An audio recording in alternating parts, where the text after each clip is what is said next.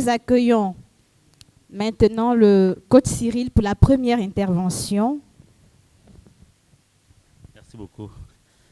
Alors, ce qu'elle ne vous a pas dit, c'est qu'elle-même, c'est une PNListe. Elle a fait la PNL. Déjà, je vais demander, est-ce qu'il y a des PNListes dans la salle? Est-ce qu'il y en a qui ont fait la PNL? Vous pouvez juste lever la main pour qu'on voit. Est-ce qu'on en a 2, 3? Alors, ce sont les PNListes. Vous pouvez les rencontrer à la pause si vous avez des questions sur la PNL parce que ce sont les spécialistes de la PNL. Donc, vous pourrez les rencontrer à la pause. Il y a même la mère qui est là. La mère, j'ai fait le discours aujourd'hui, j'ai oublié. Je dis, bon, j'ajoute le nom de la mère supérieure générale de la congrégation Notre-Dame de l'Incarnation qui nous fait l'honneur d'être là. La mère Esther Kouadou. Est-ce qu'on peut applaudir pour la mère qui est là? Merci beaucoup, la mère. Merci beaucoup. Merci. Alors, maintenant, je m'en vais vous parler de la PNL comme levier de l'excellence humaine. C'est ça l'intitulé de cette première conférence. La PNL comme levier de l'excellence humaine. Ceux qui ont créé la PNL, c'est-à-dire la programmation neurolinguistique, ceux qui ont créé la programmation neurolinguistique, qu'on appelle PNL, ils se posaient une question. Et c'est la question qui les a poussés à développer la PNL. La question c'était, qu'est-ce qui peut expliquer l'excellence humaine? Qu'est-ce qui peut expliquer que certains soient excellents et d'autres le soient moins? Quelle est la différence qui fait la différence entre les personnes qui excellent dans un domaine, peu importe le domaine, peu importe. Ça peut être le domaine culturel, religieux, associatif, intellectuel, dans les affaires, n'importe quel domaine. Quelle est la différence qui fait la différence? Parce qu'il y a bien quelque chose qui fait la différence. Sinon, il n'y aurait rien. Tout le monde serait pareil, on aurait les mêmes résultats, on ferait les mêmes choses. Qu'est-ce qui fait que certaines personnes excellent dans certains domaines? C'est parce qu'il y a quelque chose. C'est ce quelque chose-là que les fondateurs de la PNL se sont engagés à trouver. Ils ont donc travaillé. La PNL est née à l'université en Californie, l'université de Santa Cruz. Santa Cruz en espagnol, c'est, ceux qui enseignent l'espagnol, la Santa Cruz, c'est Sainte-Croix. Ah, il y a quand même la croix dedans, hein, dans la naissance. Donc, c'est dans une université, Santa Cruz, l'université de la Sainte-Croix. Et l'étudiant qui réfléchissait à l'époque dans ses recherches de sa thèse de psychologie, c'était, mais qu'est-ce qui peut expliquer le fait que certains soient brillants, certains enseignants sont tellement... Qu'est-ce qui fait que certains artistes, qu'est-ce qui fait que certaines personnes, certaines grandes figures de l'histoire aient été aussi brillants? Alors ils s'est donc mis à travailler, à réfléchir là-dessus. Et ils ont inventé un outil qui permet de modéliser les personnes qui excellent et d'enseigner ça aux autres. Et lorsqu'ils ont réussi à modéliser, c'est-à-dire à rendre intelligible le processus qui permet aux gens d'exceller dans un domaine, ils ont donc appelé ça modélisation. Et c'est le premier outil de PNL. Et ils se sont mis donc maintenant à enseigner aux gens. C'est pour dire quoi? C'est pour dire que si je ne sais pas faire quelque chose et que ma soeur, la soeur passionniste, sait faire quelque chose, comme elle, par exemple, elle dirige une école, elle est brillante dans son école, elle dirige très bien son école. Et que moi, je viens de créer mon école, je ne sais pas comment faire. Au lieu de la jalouser, qu'est-ce que je dois faire? Je la modélise. Oui, je vais à son école, je vois comment elle fait, et puis j'enseigne ça ailleurs. Pareil en stade de classe, vous avez les élèves qui sont brillants dans une matière, mais ils ne comprennent pas l'autre matière. Qu'est-ce qu'il fait? Est-ce qu'on va dire qu'à lui ne comprend pas les mathématiques? Lui ne comprend pas ça. Non. Je disais hier aux sœurs ici que quand moi j'enseignais à l'école primaire, même secondaire, dans ma classe, en tout cas dans nos classes, vous savez qu'on n'échoue pas au Canada, non. Un enfant qui entre à l'école va sortir. On ne redouble pas, on n'échoue pas, et on avance avec son âge. Donc on ne saute pas les classes. Tu ne vas pas dire, mon enfant est génie. Il se saute 2 classes. Il est génie, mais il a 10 ans. Il reste avec les enfants de 10 ans. C'est comme ça. Il ne va pas être génie, il va avec les enfants de 12 ans, 13 ans, alors qu'il n'a que 10 ans. Parce qu'il y a quelque chose que l'enfant va manquer. Qu'est-ce qu'un enfant de 15 ans fait à l'université, 14 ans? Il doit être en train de jouer à la cour de récréation avec ses copains, avec ses camarades. Qu'est-ce qu'il va faire à l'université? Là-bas, on va fabriquer un monstre. Pam, pam, la tête est comme ça. Le cœur et l'autre. On dit, il est génie. Que sont-ils devenus, tous ces génies qu'on nous présente chaque fois à la télévision, de des années en année? Quand je regarde nos sociétés, je ne les vois pas. Hein. Je veux bien qu'ils viennent nous aider à gérer les pays. Au Cameroun, on cherche nos génies pour nous gouverner, parce que nous, on n'a même plus quelqu'un qui nous gouverne là.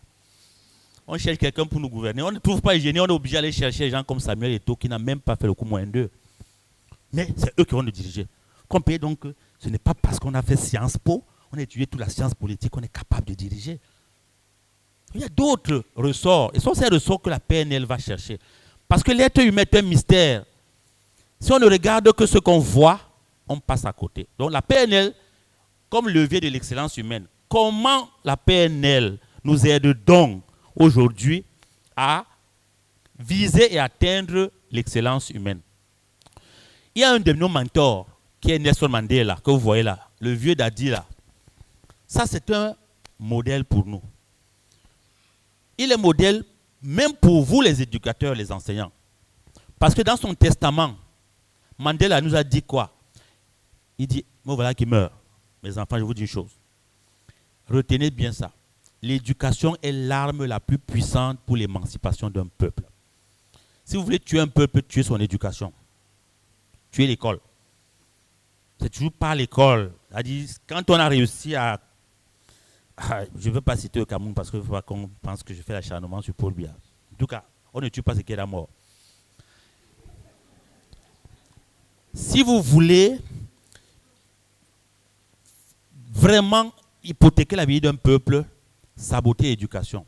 Et beaucoup de pays font ça. Une fois qu'on a clochardisé les enseignants, qu'est-ce qu'il reste à faire? Moi, quand je vais au Cameroun, j'ai peur, je pleure même.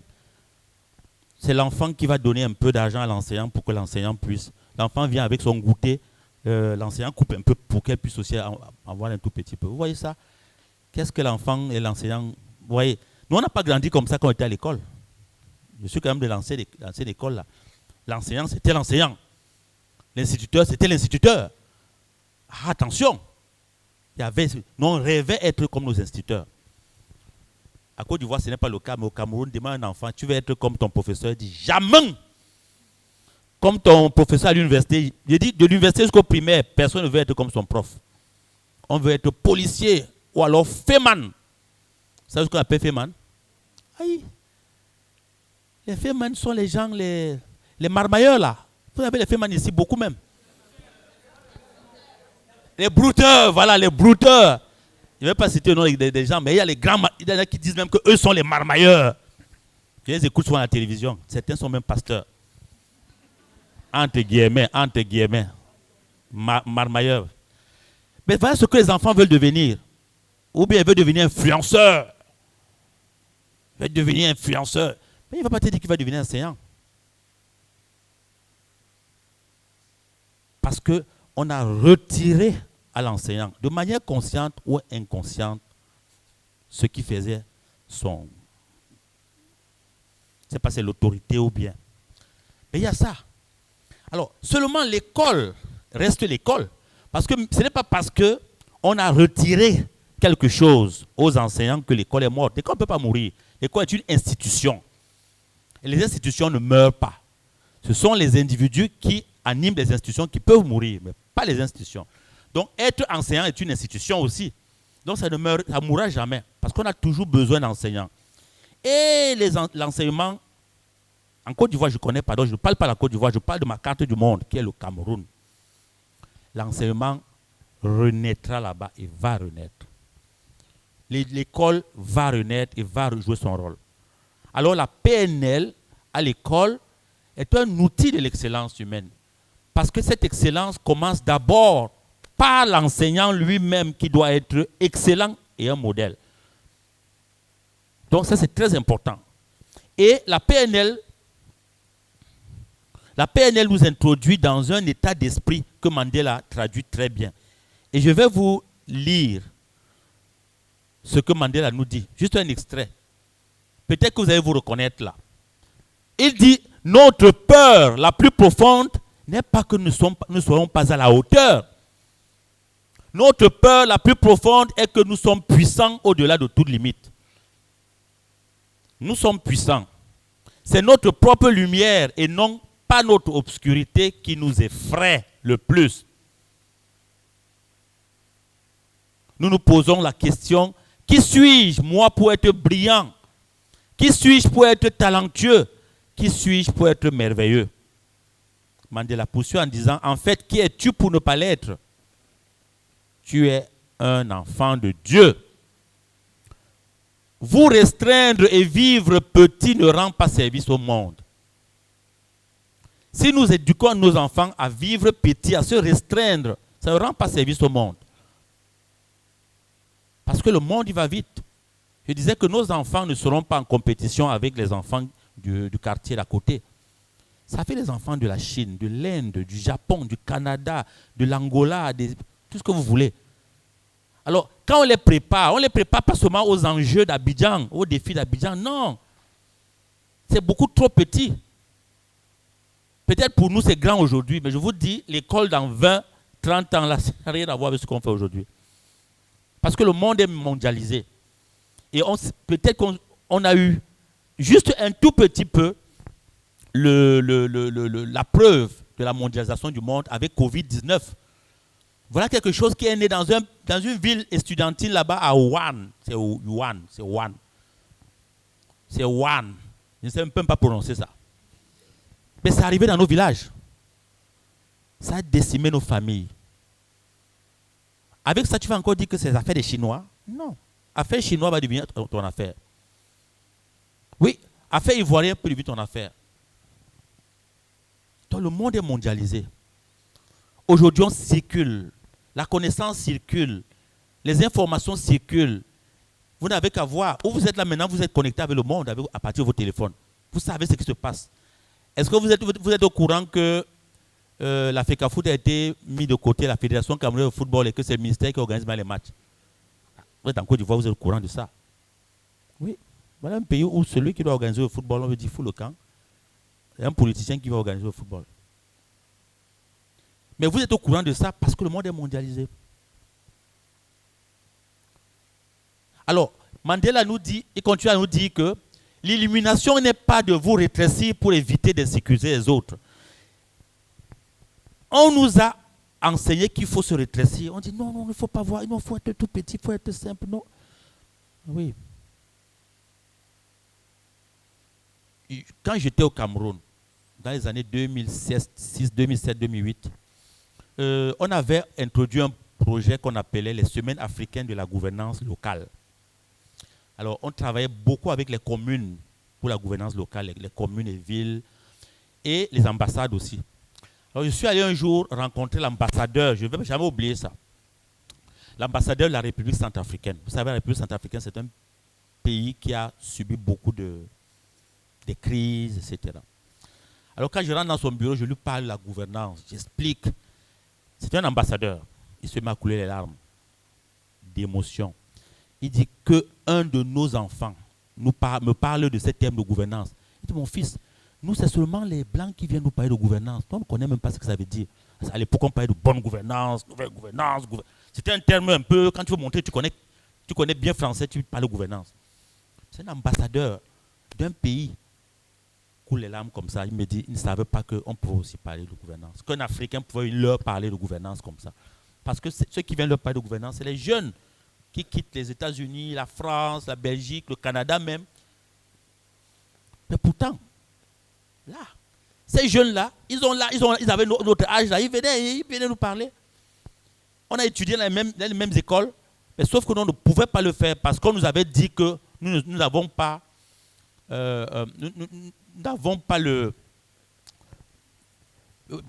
a le niveau, la légitimité pour aller parler à nos dirigeants. Et eux, ils ont quelle légitimité? Alors, c'est important parce que si on attend que les gens nous donnent la permission de briller, personne ne donnera la permission. Personne ne va te donner la permission un jour de devenir la meilleure version de toi-même. Personne ne va te donner la permission d'être libre. Elle dit, quand il y avait l'esclavage là, si tu attends que un jour on va me laisser, il faut t'affranchir. Mandela n'a pas attendu la permission pour libérer son peuple. Il a payé 27 ans en prison de sa vie, mais il a eu la libération du peuple. Et depuis qu'il a quitté la prison, plus jamais dans ce pays-là, quelqu'un d'autre que quelqu'un qui est comme eux est président de la République là-bas. Même s'il y a encore des défis, évidemment. C'est pour dire quoi? C'est pour dire qu'il n'y a pas de permission à obtenir pour devenir qui nous avons été créés pour être. Et Mandela répond qu'il leur dit, vous êtes un enfant de Dieu. Vous rétrécir et vivre petit ne rend pas service au monde. Vous êtes nés pour rendre manifeste la gloire de Dieu qui est en vous.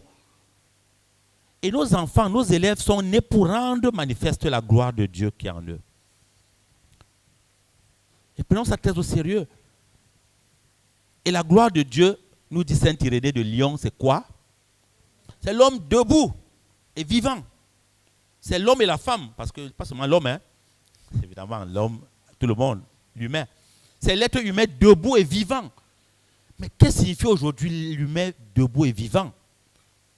Et nous, à l'école, notre rôle, c'est que ces petits enfants qu'on nous donne, ces petits bouts de chou qui viennent chez nous là, on les aide à se mettre debout, vivant.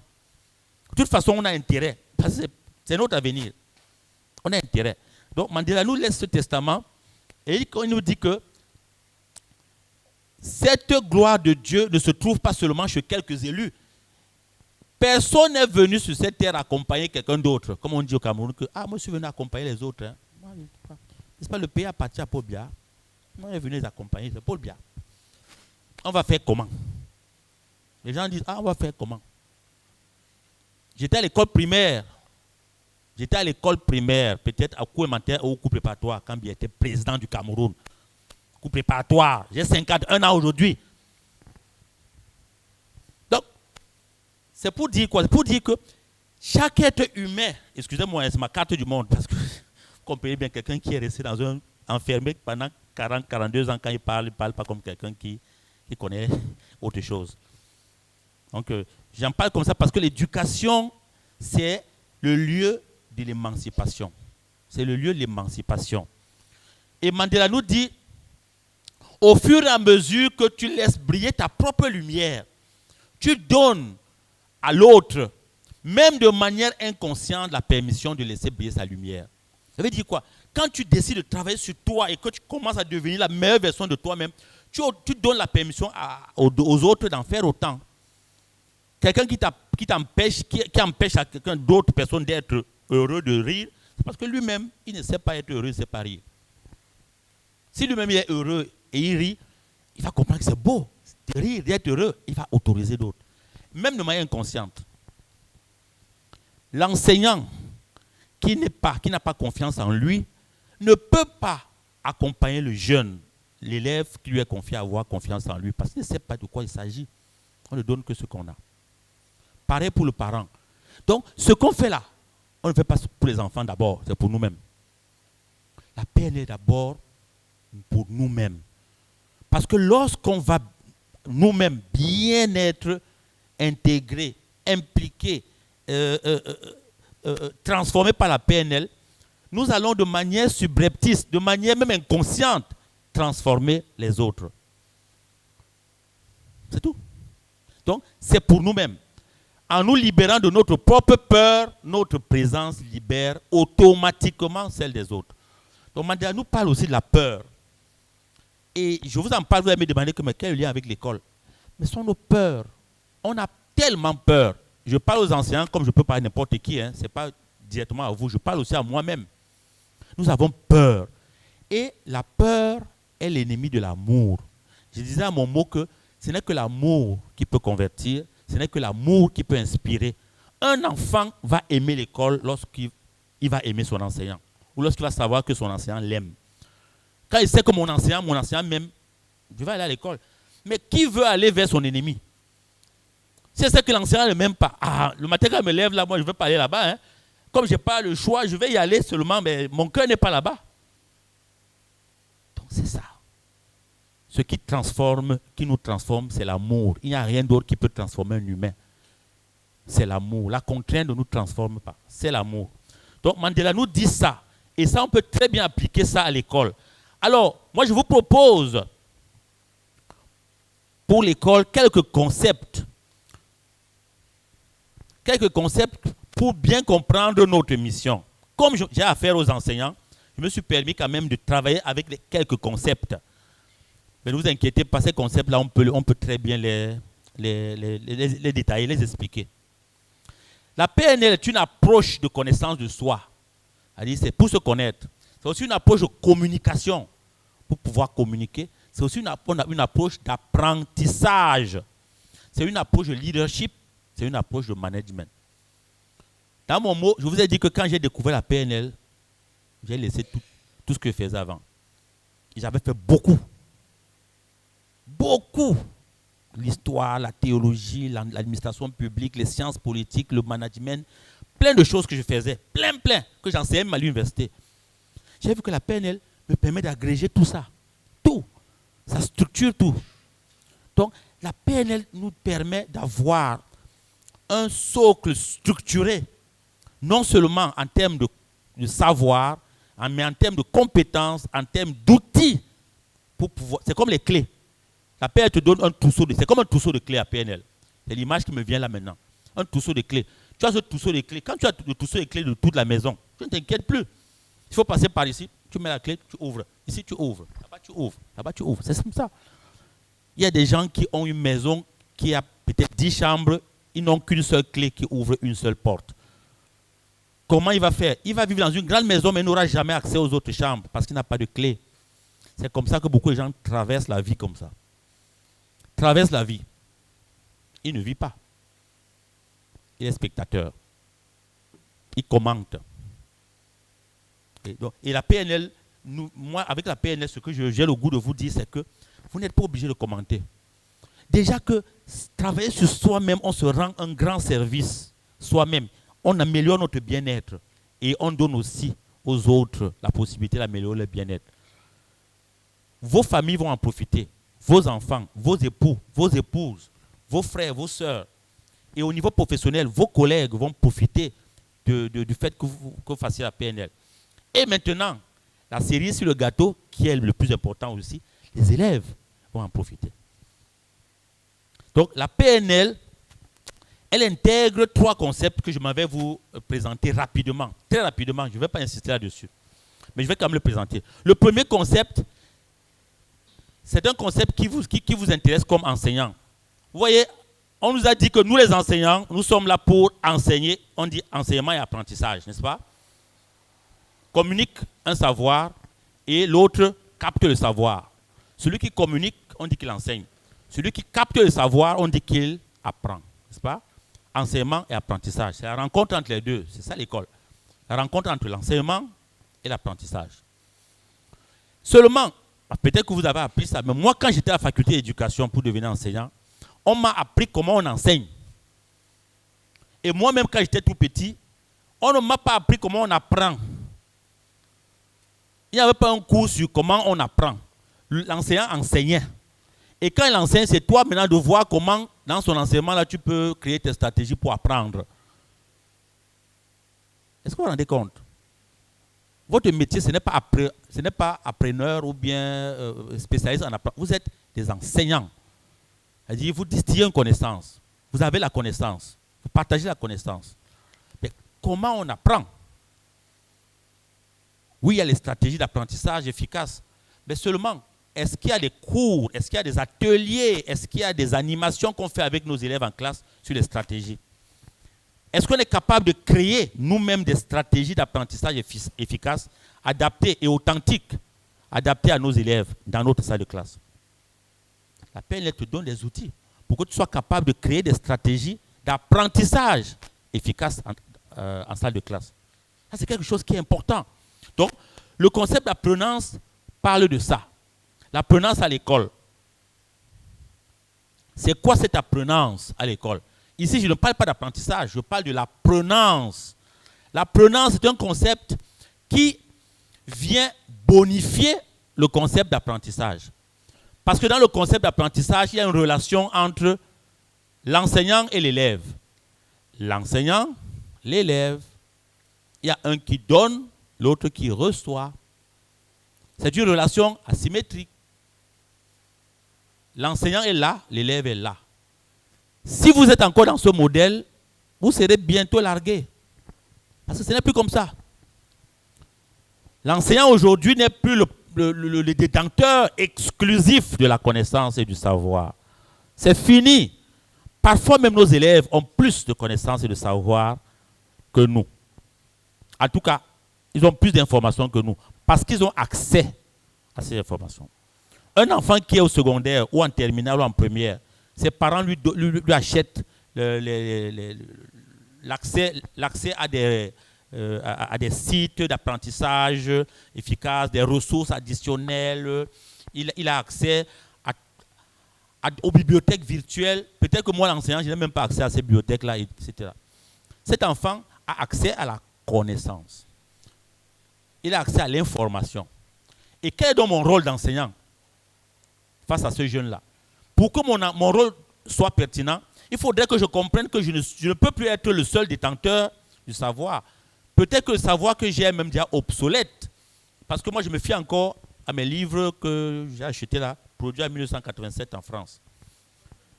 Mais aujourd'hui, il y a des livres qui ont été faits en 2024. Il y a les gens qui ont accès à ces livres.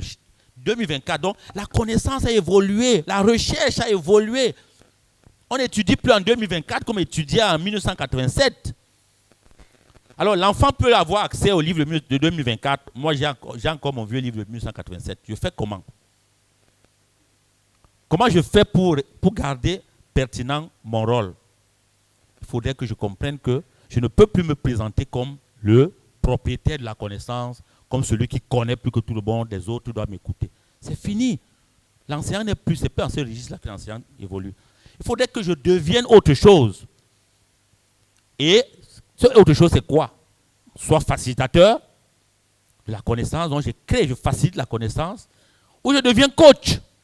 Le coach, c'est quelqu'un qui va faire accoucher l'enfant. Parce qu'ils ont des choses en eux. Et lorsque vous revêtez ce manteau de facilitateur ou de coach, vous vous rendez compte que les élèves deviennent plus impliqués, plus engagés, et ils vous font bénéficier de ce qu'eux, ils savent. Et toi, tu viens juste compléter avec ce que tu sais. Là, c'est l'apprenance. Ce n'est plus l'apprentissage. C'est l'apprenance à l'école. Et la PNL, justement, intègre l'apprenance à l'école. Et c'est quoi cette apprenance? C'est une démarche qui est utilisée par les individus ou même les organisations. Lesquelles organisations on appelle organisations apprenantes. Donc une organisation apprenante, c'est une organisation qui intègre l'apprenance dans son fonctionnement. J'espère que c'est pas si à un moment donné ça devient trop compliqué, vous me dites, je passe à autre chose. Donc ça c'est l'apprenance. Et l'apprenance à l'école, oui. Alors maintenant les écoles apprenantes sont les écoles qui ont intégré l'apprenance. C'est-à-dire, ce sont les écoles qui croient qu'elles peuvent atteindre tous les résultats qu'elles recherchent en développant sans cesse les capacités de l'ensemble des membres de la communauté éducative. Ce n'est plus seulement les capacités de l'enseignant seul, parce que l'enseignant n'est plus le seul protagoniste de la formation des enfants. L'enseignant peut garder son rôle, qui est celui d'apporter une connaissance, l'instruction. Encore que, même au niveau de l'instruction, tout à l'heure, je vous ai démontré qu'avec aujourd'hui la digitalisation du savoir, puisque l'enseignant, ce qu'il sait, c'est qu'on lui a aussi dit non. L'enfant aussi, on peut lui dire la même chose, et même plus. Et qu'est-ce que l'enseignant aura donc? Donc ça, c'est important. Alors que l'apprenant se dit, nous sommes tous dans une équipe. Dans une équipe, chacun a son rôle. Et on joue tous pour l'équipe. Et à la fin, nous tous, on gagne. C'est-à-dire, à la fin d'année, ce n'est pas que les enfants qui ont gagné parce qu'ils ont réussi leur CEP, ou bien leur BPC, ou bien leur bac. C'est nous tous qui avons gagné. L'enseignant a appris sur lui, sur les élèves, sur la communauté. Il a eu le savoir, il a la joie, il a appris à... Les dirigeants aussi, les parents aussi, les élèves aussi. Donc finalement, ça devient une équipe où tout le monde joue pour la même équipe. Là, il n'y a plus... Certains conflits tombent. Je n'ai plus besoin d'utiliser le fouet pour taper quelqu'un. Parce que le fouet, c'est une punition. C'est lui dire, je te frappe parce que tu n'es pas à la hauteur de ce qu'il attend de toi et je vais te montrer que je te dépasse. Donc, moi, j'ai le pouvoir de te fouetter. Parce que d'où les enseignants qui tapent encore les enfants là. Si l'enfant te tape, toi tu vas te sentir comment?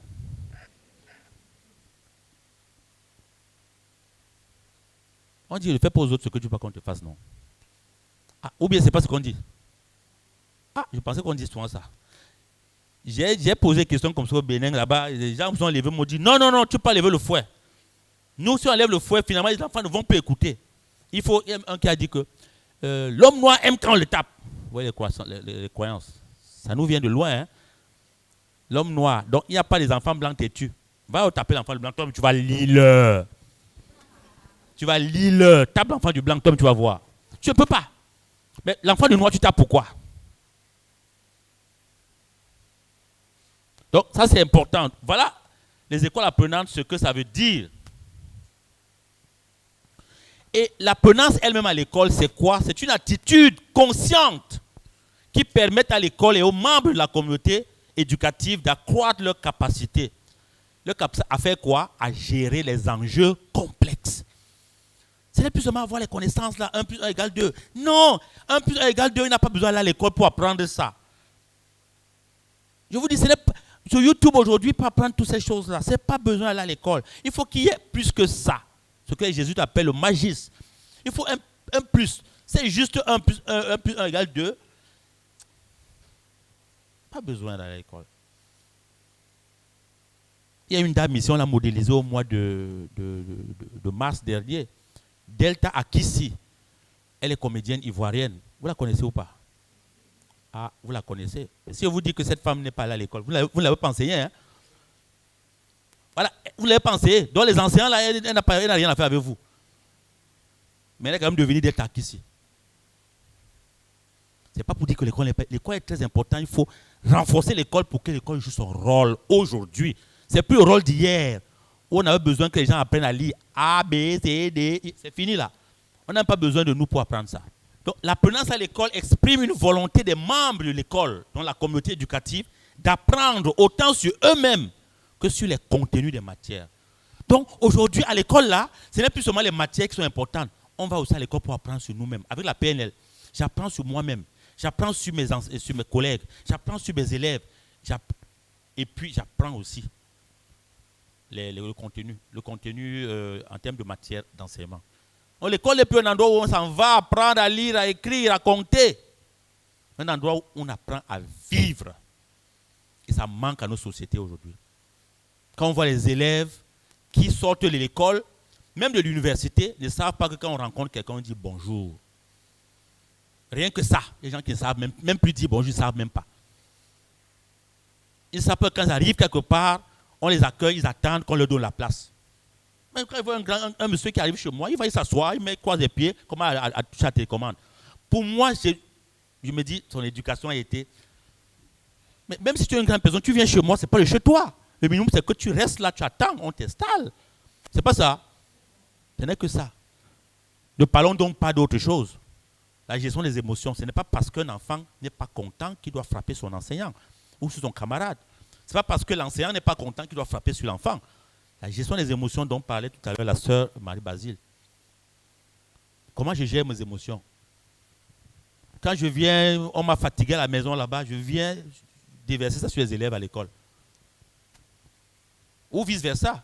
À la maison, l'élève, on l'a fatigué à la maison, il vient déverser ça à l'école. Vous voyez donc, rien que ça.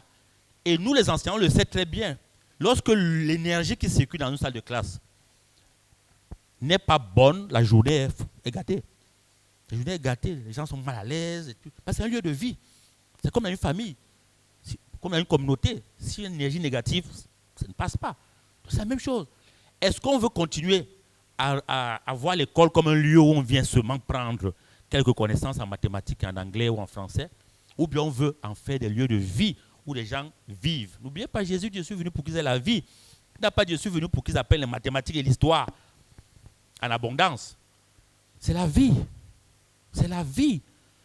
Donc la vie, c'est plus que les mathématiques, c'est plus que l'histoire, c'est plus que l'anglais, c'est plus que 100%. La vie. Donc ça, c'est un lieu de vie. Donc la Prenance introduit ce concept de, comme communauté, on grandit ensemble, on vit ensemble à l'école. Et dans ce concept d'apprenance, chaque membre de la communauté éducative, vous remarquez très bien, je ne parle pas seulement de l'école, je parle de la communauté éducative.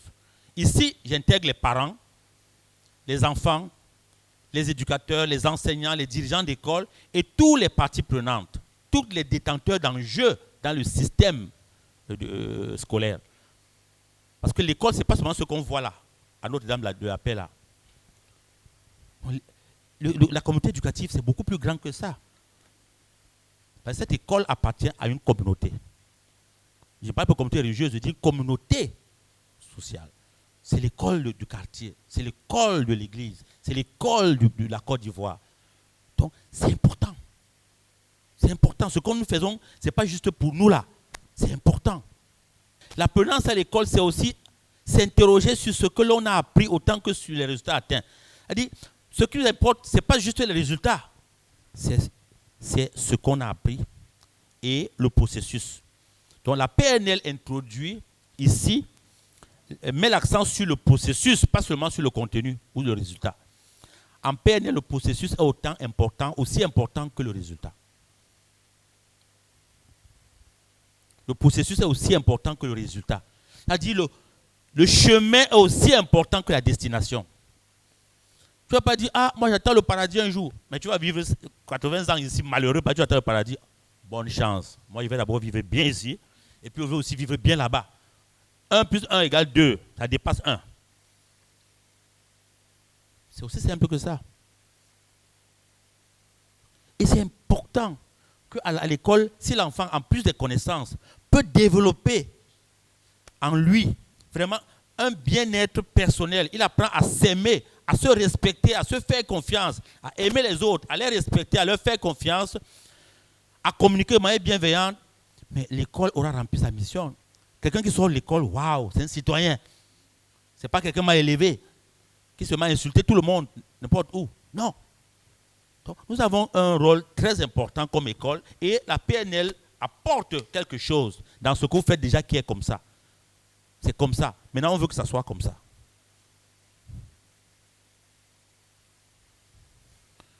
Je vais terminer avec l'apprenance. Je vous ai dit, il y a 3 concepts. L'apprenance à l'école, c'est aussi dire que les élèves investissent sur leur développement personnel, sur leur talent et sur leurs rêves. 3 choses. Développement personnel, c'est un lieu de développement personnel, l'école. Les élèves investissent sur leur talent. Donc, ils découvrent leur talent, ils investissent là-dessus. Les grands artistes, les grands sportifs, etc., la plupart, c'est à l'école qui ont découvert ce talent-là. Ils sont devenus les champions. Alors, il faudrait maintenant qu'il y ait d'autres talents. Il n'y a pas que les talents sportifs et culturels. Il y a d'autres types de talents.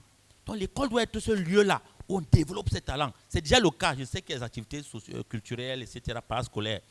Mais avec la PNL, les ressources que le jeune sait qu'il y a en lui, il est capable de développer ça. Mais plus important encore, c'est le lieu où le jeune investit sur ses rêves. L'école, c'est le lieu des rêves. Il y a les gens à qui on a dit ne rêve même pas. Moi, quand ils grandissaient, on disait ça. Tu rêves trop, on ne rêve même pas. Tu rêves trop. C'est le rêve. Tu ne peux pas atteindre une cible qui n'est pas dans ta ligne de mire. Si tu n'as pas rêvé de quelque chose, tu ne peux pas voir ces choses-là. Et le rêve est gratuit. On te dit ne même pas rêver. L'école, c'est un endroit où on rêve. Je rêve demain, je rêve. D'ailleurs, Martin Luther King, qu'est-ce qu'il disait? Son dernier discours. I have a dream. J'ai fait un rêve. C'est le rêve. Et son rêve a été réalisé. Puisqu'on a eu un Africain qui est devenu président des États-Unis. Un noir plutôt. Donc, c'est le rêve. Donc, le rêve est important et l'école est le lieu où non seulement on laisse les rêves éclore, mais on investit même sur les rêves des enfants. Si l'enfant commence à investir son rêve de la maternelle, depuis la maternelle, il rêve, il rêve, il rêve, il rêve. On me parlait du jeune qui a été primé là, au concours de dictée là. Le jeune oui. Et son rêve, le jeune, lui, veut travailler à l'OMS. Il veut être directeur général. Vous voyez son rêve. Je vous dis, on en continue à entretenir ce rêve, il va l'atteindre. Il va l'atteindre, il n'y a même pas de doute. C'est comme ça. Comme je l'ai dit, l'apprenance transcende l'apprentissage. L'apprenance va au-delà de l'apprentissage parce que l'apprenance favorise la croissance du potentiel créatif. C'est-à-dire, on ne va plus juste à l'école pour apprendre, pour prendre quelque chose. On va à l'école pour créer, pour innover. Alors, si on travaille bien là-dessus, ceux qui sortent de l'école ne vont jamais manquer de travail. Parce qu'on ne part pas à l'école pour chercher le travail après. Moi, parfois, je vois un ingénieur. Attends, j'étais dans quel pays là? J'étais au Sénégal. Une jeune fille. Je faisais une conférence après. Elle dit qu'elle cherche le travail. Je lui dis, qu'est-ce que tu as étudié? Elle dit, j'ai un master en création d'entreprise. Un master en création d'entreprise. Vous voyez les masters qu'on crée maintenant partout là. Mais il n'a pas de travail. Mais on lui dit, mais tu ne t'es pas formé pour chercher le travail. Toi, tu dis que tu es maître. Master, c'est que tu maîtrises la création d'entreprise. Tu veux travailler dans mon entreprise, moi j'ai créé, je n'ai même pas fait la création d'entreprise. Ça n'a pas de sens. Vous voyez donc comment c'est pas moi, on a zombifié nos enfants. Et quelqu'un ne se rend même pas compte qu'il a un master en création d'entreprise. Et il va voir quelqu'un qui ne sait même pas comment créer des entreprises, qui a quand même créé des entreprises à tâtons comme ça pour dire, pardon, tout le monde travaille chez toi. Il y a quelque chose qui n'a pas fonctionné quelque part. Et imaginez le nombre de jeunes qui ont les masters comme ça, alignés en création d'entreprise, en génie de tout ce que vous voulez. Il y a quelque chose. Parce qu'on n'a pas développé le potentiel créatif. Le potentiel créatif. Tu n'as pas besoin. Ah, mais il y a les jeunes comme les Mark Zuckerberg qui a créé Facebook là. Il n'a pas eu besoin de voir où ce soit. Il crée son affaire comme ça au garage avec ses amis. Commence. C'est tout. Et ce que je dis là, c'est vrai. Ça s'applique. Et moi, je le vis tous les jours. Je vous ai dit qu'avant de quitter, j'avais créé un institut supérieur étant étudiant.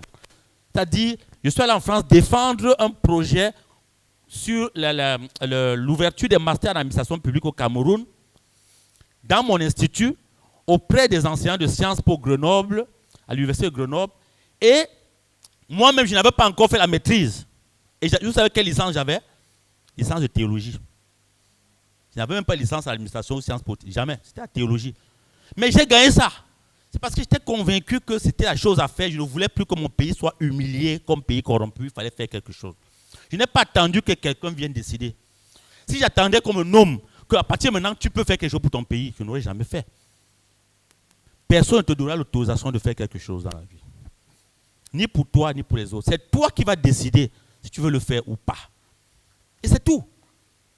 Si tu décides que si tu penses que tu n'es pas capable de faire, tu as raison. Si tu penses que tu es capable, tu as raison. Donc ceux qui pensent qu'ils ne peuvent pas, ils ont raison et ils ne font rien.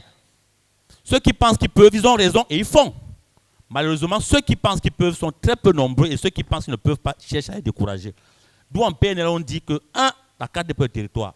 Si tu penses que tu ne peux pas, reste dans ta carte. Laisse l'autre avec sa carte, lui qui pense qu'il peut. Donc, aider nos élèves, accompagner nos élèves en salle de classe à développer leur potentiel créatif. Ils créent. Parce que le monde, si on veut le transformer, nous sommes les chrétiens pour la plupart ici. Quand on nous dit allez soumettez le monde, transformez-le. On le soumettre comment? Si nous continuons à utiliser, à faire la même chose qu'on a toujours fait, on aura les mêmes résultats qu'on a toujours eus. Donc si on est satisfait avec les résultats qu'on a là, ok, continuons à faire la même chose. Mais si nous pensons que nous pouvons faire mieux, il faut penser à autre chose. Et la PNL, ce n'est pas que ça te dit quoi faire. Ça te montre comment tu peux faire pour faire ce que tu veux faire. Peu importe ce que tu veux faire, il te montre comment tu peux faire. Donc, ça, c'était le premier concept. Ça sera long, hein? Le deuxième concept, c'est la complexité que j'introduis également. Parce que, et d'ailleurs, aujourd'hui, l'évangile aujourd'hui nous parle de la complexité. Qu'est-ce qui est écrit sur quelle effigie qui est là, sur cette pièce? C'est l'effigie de César. Donne à César ce qui est à César, à Dieu ce qui est à Dieu. Mais si je donne à César, moi j'appartiens à qui? C'est facile de dire, je n'appartiens pas à César. Mais qui n'a pas l'argent dans sa poche là? Qui n'a pas besoin d'argent? Si vous n'avez pas besoin de donnez-moi votre argent, allez appartenir à Dieu. Pareil, si je dis que Dieu n'existe pas, qu'est-ce que ma vie c'est quoi? Donc l'être humain, et ça on va en parler tout à l'heure, l'être humain qui a mis la complexité au cœur de son déploiement, celui-là a compris. Et c'est ce que Edgar Morin, ici, qui est celui qui a vraiment théorisé la complexité, il dit, la complexité, c'est dire que les choses sont tellement tissées ensemble qu'on ne peut pas les démêler. Et qu'est-ce qui est tissé ensemble qu'on ne peut pas démêler? On ne peut pas démêler le fait que nous appartenons à un pays, en même temps nous appartenons à une race humaine. Nous appartenons à un pays, en même temps nous appartenons à une ethnie. Nous sommes enseignants, en même temps nous sommes parents. Nous sommes jamais une seule chose. Et la complexité, c'est de prendre en compte nos multiples identités. Et l'enfant qui est devant toi, il n'est pas qu'un enfant qui est généreux, il peut aussi être égoïste. Toi, l'enseignant, tu n'es pas que généreux, tu peux être égoïste. Tu es spirituel, mais tu es aussi charnel. Tu es vertueux, tu es aussi vicieux, l'enfant aussi. Et en intégrant ça, on vit plus facile, on vit vraiment plus à l'aise les uns avec les autres. Quand j'apprends à reconnaître chez l'autre la beauté qu'il est, tout en sachant que le fait que je vois sa beauté n'empêche pas de savoir qu'il y a l'autre face qui peut à tout moment me montrer, on n'est plus surpris. Et enseigner ça aussi à l'enfant. L'enfant ne sera pas surpris que demain, quand il va sortir, là, les gens ne vont pas l'aimer. D'autres aussi vont l'aimer. Les gens ne vont pas l'aider. On va aussi l'aider. Qui n'a jamais été aidé? Tout le monde a été aidé par quelqu'un. Qui n'a jamais demandé l'aide, on lui a refusé. Parce que nous tous, on a demandé une aide, quelqu'un quelque part, on nous a refusé. Mais c'est ça, cette complexité. Et on nous dit, il faut introduire la complexité dans la formation de nos jeunes. Donc, nos écoles sont complexes. Complexes par le comportement des membres qui la constituent. Parce qu'ils sont imprévisibles. Tes collègues sont tes collègues, mais ne sont pas nécessairement tes amis. Comment tu gères ça? Parce que si tu crois que parce qu'on est collègue, on est amis, tu n'as rien compris. Ça ne veut pas dire qu'il n'y a pas des amis parmi les collègues. Mais collègue ne veut pas dire ami. C'est ça la complexité. C'est que les choses ont une signification. Et ça c'est important. Je vais aller rapidement parce que je vais rentrer à la PNL elle-même. Hein. Donc, reconnaître la complexité de l'école, c'est se libérer des obsessions à la contrôler. Ceux qui pensent qu'ils vont contrôler l'école, on ne contrôle pas les humains.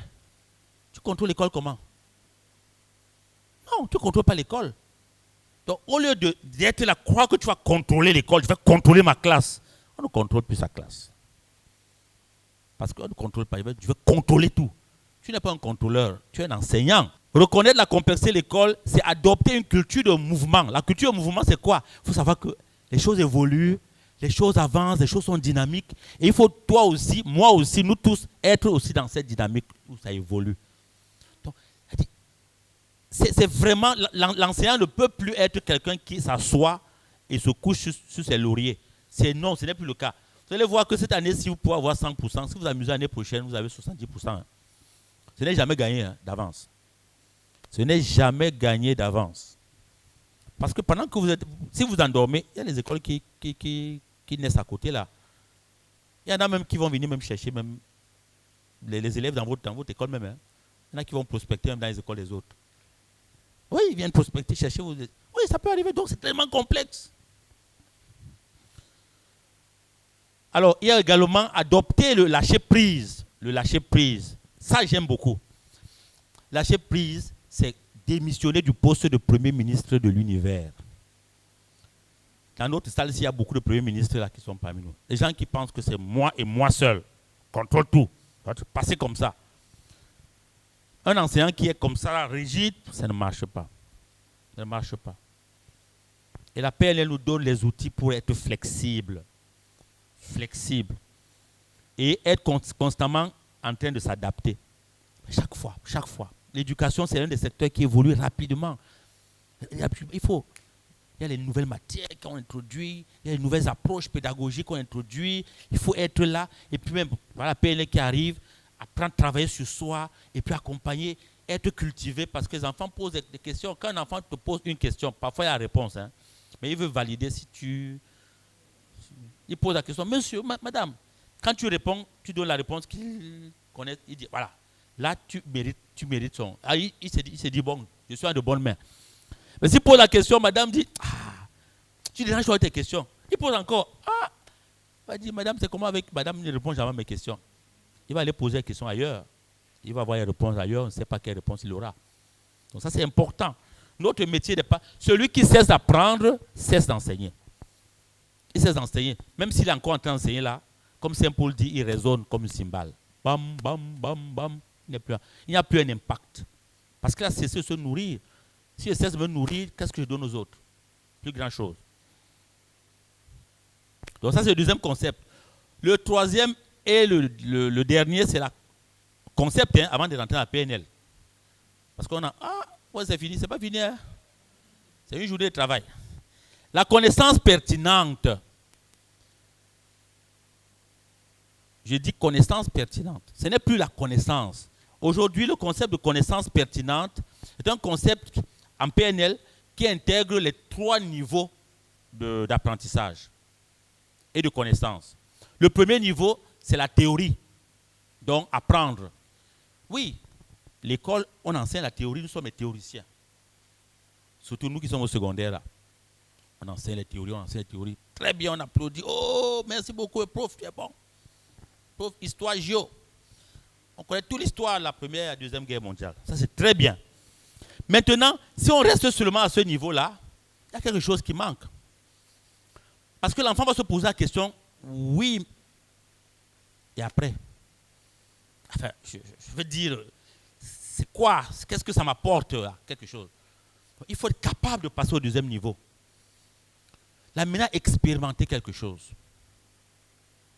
C'est pour ça que parfois, il peut y avoir des travaux que vous pouvez leur donner, des projets que vous leur donnez, des exposés qu'ils font, ou imaginer quelque chose, ou aller visiter un lieu où il y a eu la guerre, ou bien pour que quand vous leur parlez de la guerre, qu'ils sachent ce que ça veut dire, plus ou moins.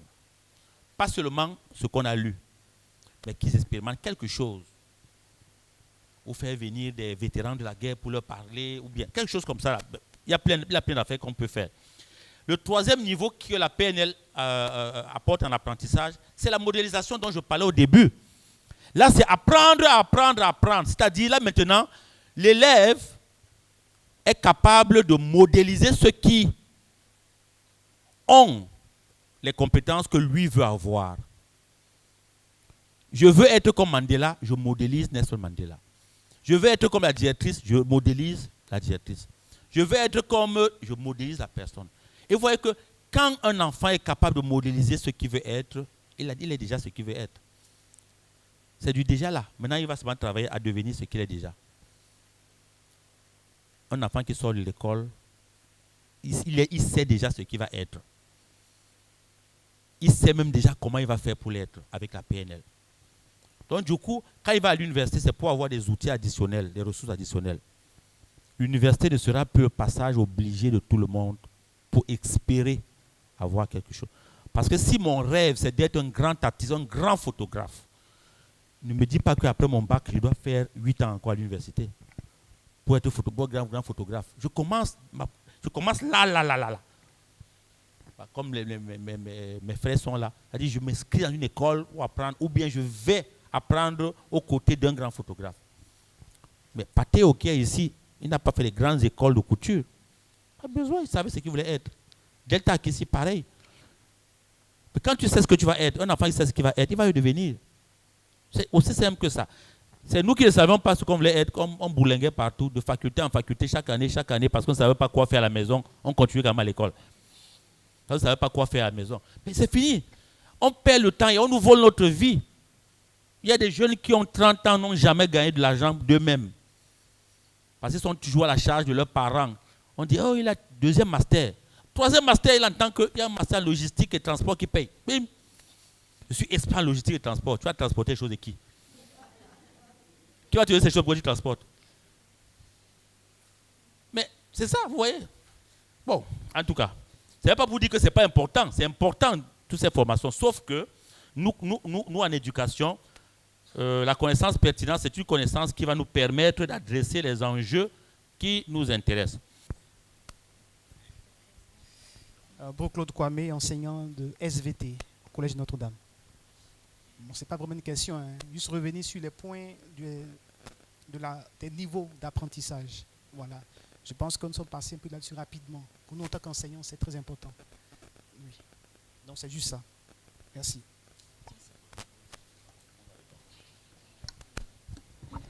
Très bien, oui. Ah, je reviens sur la diapo. Oui, bien sûr. Ah. Je suis allé très vite, c'est vrai. Premier niveau, c'est la théorie, c'est apprendre. Donc là, le jeune peut avoir accès à ce niveau même sans l'enseignant. Il va sur Google, il va sur l'intelligence artificielle, il va questionner, il va avoir accès en bibliothèque, etc. Et je me rappelle, il y a une anecdote là. Quand j'étais à l'université, j'avais un professeur de politique publique. Lui, il mettait son ordinateur comme ça et on ne voyait jamais ce qui était derrière l'ordinateur. Mais c'était le livre. Donc, il lisait mot à mot, mot pour mot, le livre sur les politiques publiques. Donc, il donnait un cours sur l'analyse des politiques publiques. Donc, il prend comme ça, il lit, où c'est virgule, il dit virgule. Il lit tout.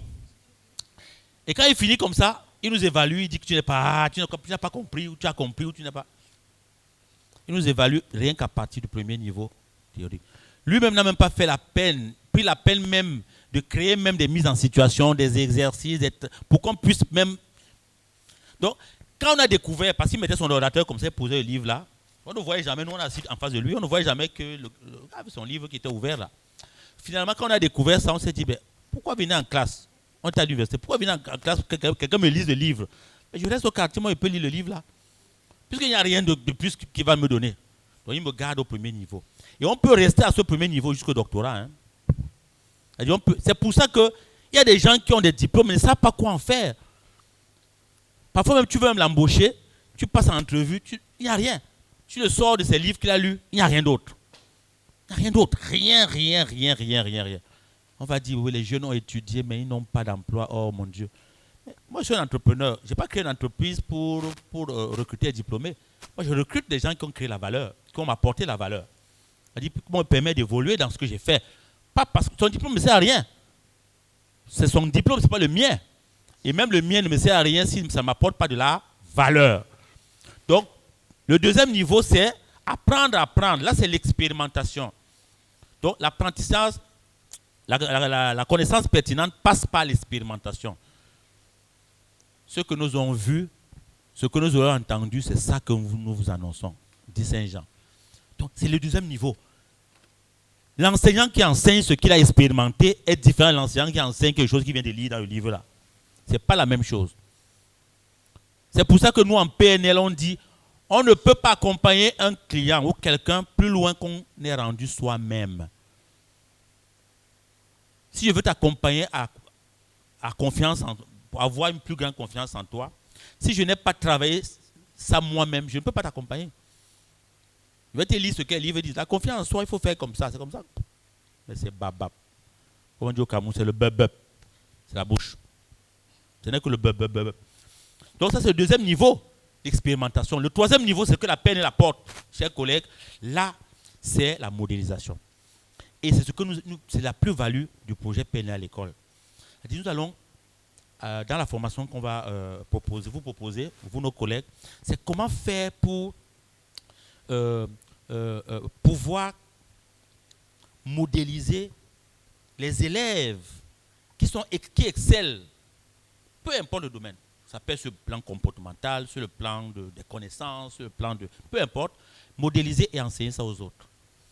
puisque nous sommes dans le concept d'apprenance, c'est un lieu de vie. Donc, ce que quelqu'un fait de bien, on peut le modéliser et l'apprendre aux autres. Au lieu de stigmatiser un enfant, tu ne veux pas être comme l'autre, tu es bavard, tu es bavard, tu es bavard. Mais il n'a pas appris à se taire. Modélise ceux qui savent et puis enseigne-nous comment on fait. Vous voyez, quand moi j'enseignais en quoi l'école primaire au Canada, on nous disait que l'enfant n'échoue pas. Alors, si le niveau de la classe est bas, c'est que c'est ton niveau, toi, l'enseignant, qui est niveau bas. On n'évalue pas les élèves, c'est l'enseignant qu'on évalue. On n'évalue pas les élèves. C'est l'enseignant qu'on évalue. Alors, c'est l'enseignant qui doit faire. Alors, on te donne les outils pour que tu apportes ça à l'enfant. Parce que l'enfant est venu le matin, il est venu à l'école, mais oui, il ne savait rien. Donc, il fera ce que tu auras mis en lui. Si tu n'as rien mis, comment tu peux lui demander quelque chose quand tu n'as rien mis? Tu récoltes, tu n'as pas sémé.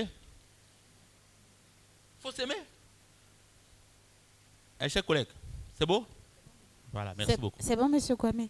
Bien, est-ce qu'il y a un... Voilà, merci. Dans le fond. Monsieur Adou Wilson. Merci, la sœur. Oui. Merci, coach. Oui, en fait, moi, ma préoccupation, c'est... Bon, c'est ma première fois d'assister au PNL, voilà, au programme de PNL. Bon, je suis convaincu que c'est vraiment nécessaire pour l'éducation. Voilà, donc je veux savoir comment intégrer le programme PNL. Et puis savoir aussi si on peut avoir le fichier que vous êtes en train de... Voilà. Merci beaucoup. Merci. On a posé la question à Jésus. Je vais, partout où tu iras, je serai là. Je vais souffrir comme toi. Après, l'autre a dit, bon, mets mon frère à gauche, mets mon fils, un à gauche, l'autre à droite. Jésus lui a dit que pour souffrir comme je vais souffrir, tu vas souffrir. Mais quand tu vas savoir qui sera à ma gauche et à ma droite, ce n'est pas moi. Je dis, non, c'est pour dire quoi? C'est pour dire, oui, effectivement, le projet PNL à l'école, comment l'intégrer? Vous êtes dans une école. C'est votre école, c'est via votre école. Parce que nous travaillons avec les écoles. Okay? C'est l'école qui prend la décision d'intégrer le projet PNL à l'école. Et on vient, en tout cas, vous allez voir la dernière présentation, on va vous présenter tout le projet. Ici, je présente d'abord la PNL. Nous viendrons offrir la formation de base technicien en PNL à tout le personnel de l'école, partenaire. Donc, parce qu'on veut que les enseignants soient des PNListes eux-mêmes. Parce que si on veut vraiment qu'ils impactent sur les jeunes qui leur sont confiés aux élèves, il faudrait qu'on les capacite. Parce que ce n'est pas l'enfant d'abord, c'est l'enseignant. Dès qu'il est capacité, il a compris lui-même, comme Mandela disait, quand tu comprends toi-même ce que tu es, ce que tu représentes, ce que tu es capable de faire, on n'a plus besoin de te dire, toi-même tu fais ça. Quand quelqu'un connaît le bien, il le fait. Il le fait. Donc maintenant, pour le fichier, c'est le fichier du conférencier. Vous voyez un peu. Donc vous allez avoir le manuel de PNL quand vous avez fait la base. Est-ce qu'il y a un manuel de base ici? Peut-être pas. Bon, il y a praticien. Voici un des manuels, par exemple. Le manuel du praticien. Mais il y a le manuel de base aussi. Donc quand vous avez fait votre formation, vous aurez un manuel qu'on va vous donner. Tout ça est là. Sauf que le fichier, c'est celui de du conférencier. Donc, quand on va commencer à travailler ensemble, c'est mon collègue, on va partager les fichiers pour les conférences. Mais pour le moment, quand même, je vais pas regarder un peu ça, non? Voilà. Merci. Super. Merci, monsieur Adou. Yann, oui, allez-y. Donc c'est la première fois que je découvre cela, ça me conforte dans mon apprentissage parce que je suis en train de lire un livre de Yonggi Cho par rapport à la Corée où ils ont inculqué l'éducation, le renouvellement de mentalité pour pouvoir prospérer leur pays. Mais aujourd'hui, moi je prends le cas de la Côte d'Ivoire. En tant que parent, quand on apprend ces choses, vu que vous avez dit tout à l'heure que les parents sont le premier éducateur de l'enfant, souvent vous essayez d'enseigner des choses à l'enfant, mais il vous confronte par exemple aux réseaux sociaux. Vous voulez lui apprendre de travailler, de voici, et il te sort par exemple que voici telle personne, il a fait 8000 vues ou 10 000 vues. Et avec cette personne avec vraiment des valeurs bizarres, et qui s'en sort aujourd'hui. Donc il te dit, maman, laisse tomber, c'est vrai, l'école, je vais partir, mais regarde, il fait... Donc est-ce que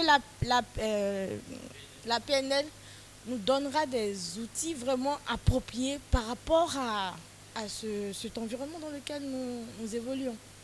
Donc, parce que là, vous parlez aujourd'hui, c'est vrai, de l'éducation des enseignants, mais nous, en tant que parents, est-ce qu'au niveau de la formation, on pourra avoir des outils pour pouvoir nous adresser à nos enfants? Merci beaucoup. Alors, elle a parlé, je suis content que tu parles de la Corée. C'est la Corée du Sud, pas du Nord. Il y a deux Corées. La Corée du Sud, c'est l'un des pays où le système éducatif, avec Singapour, la Finlande et l'Ontario, Canada, les pays où le système éducatif est le plus performant au monde. C'est parce qu'ils ont compris que ça se passe ici d'abord, le renouvellement des mentalités, le mindset. Mettez tout ce que vous voulez. Quand ici, là, on n'a pas changé les mentalités, on ne change absolument rien. C'est là-dedans. Donc, la Corée l'a compris aujourd'hui. Ils sont sur le toit du monde sur le plan économique. Regardez les voitures coréennes, les Hyundai qui existent partout là. Vous voyez là, les Samsung pour les... Mais avant, il y a cette Corée du Sud. On nous dit, je ne sais pas, là, les gens disent que dans les années 60, le Cameroun, la Côte d'Ivoire, etc. étaient au même niveau que la Corée et Singapour. Aujourd'hui, on est largué, on se demande qu'est-ce qui se passe. Qu'est-ce qui se passe? Donc, ça, c'est parce que là-dedans, quand un être humain découvre qu'il est capable, il a raison et il devient capable. Quand je suis arrivé à Montréal, j'avais lu un jour écrit au métro. Le jour où vous direz à un jeune qu'il est capable, il vous croira. Et dans nos sociétés, moi je parle pas de la Côte d'Ivoire quand je dis nos sociétés, je parle beaucoup plus de celles que je connais très bien, au Cameroun. Tu trouves rarement d'adultes qui disent aux jeunes, tu es capable. On dit aux jeunes, tu es trop jeune, tu n'es pas encore capable. Et je vous dis que les trois personnalités du Cameroun ont dépassé 90 ans. Les trois premières personnalités du pays. C'est un message clair envoyé aux plus jeunes que attendez votre tour. Dans un pays où la moyenne, où le taux de mort, non mais c'est vrai, où l'espérance de vie est de 50, 55 ans, ça veut dire on leur dit vous avez le temps de mourir. Mais c'est chacun qui doit comprendre. Donc l'éducation, et vous avez raison, comme parents, je parlais tout à l'heure de la communauté éducative. Les parents, et coach Adeline va en parler tout à l'heure dans sa conférence, les parents, vous avez un rôle essentiel. Et dans l'offre que nous faisons, on va vous présenter ça, je vais vous présenter ça cet après-midi. Les parents, on s'occupe des parents autant que des enseignants. C'est-à-dire l'offre en termes de formation. D'ailleurs, il y a un concept qu'on appelle parent-coach. Le parent, c'est le coach de ses enfants. C'est parce que les parents ne sont pas outillés. Il n'y a pas une école où on apprend à être parent. Ils ne savent pas comment gérer même leurs enfants. Du coup, bon, ils font ce qu'ils peuvent. Alors aujourd'hui, on ne laisse pas les parents comme ça. Parce qu'on veut sauver l'école, ça commence à la maison. L'école commence à la maison.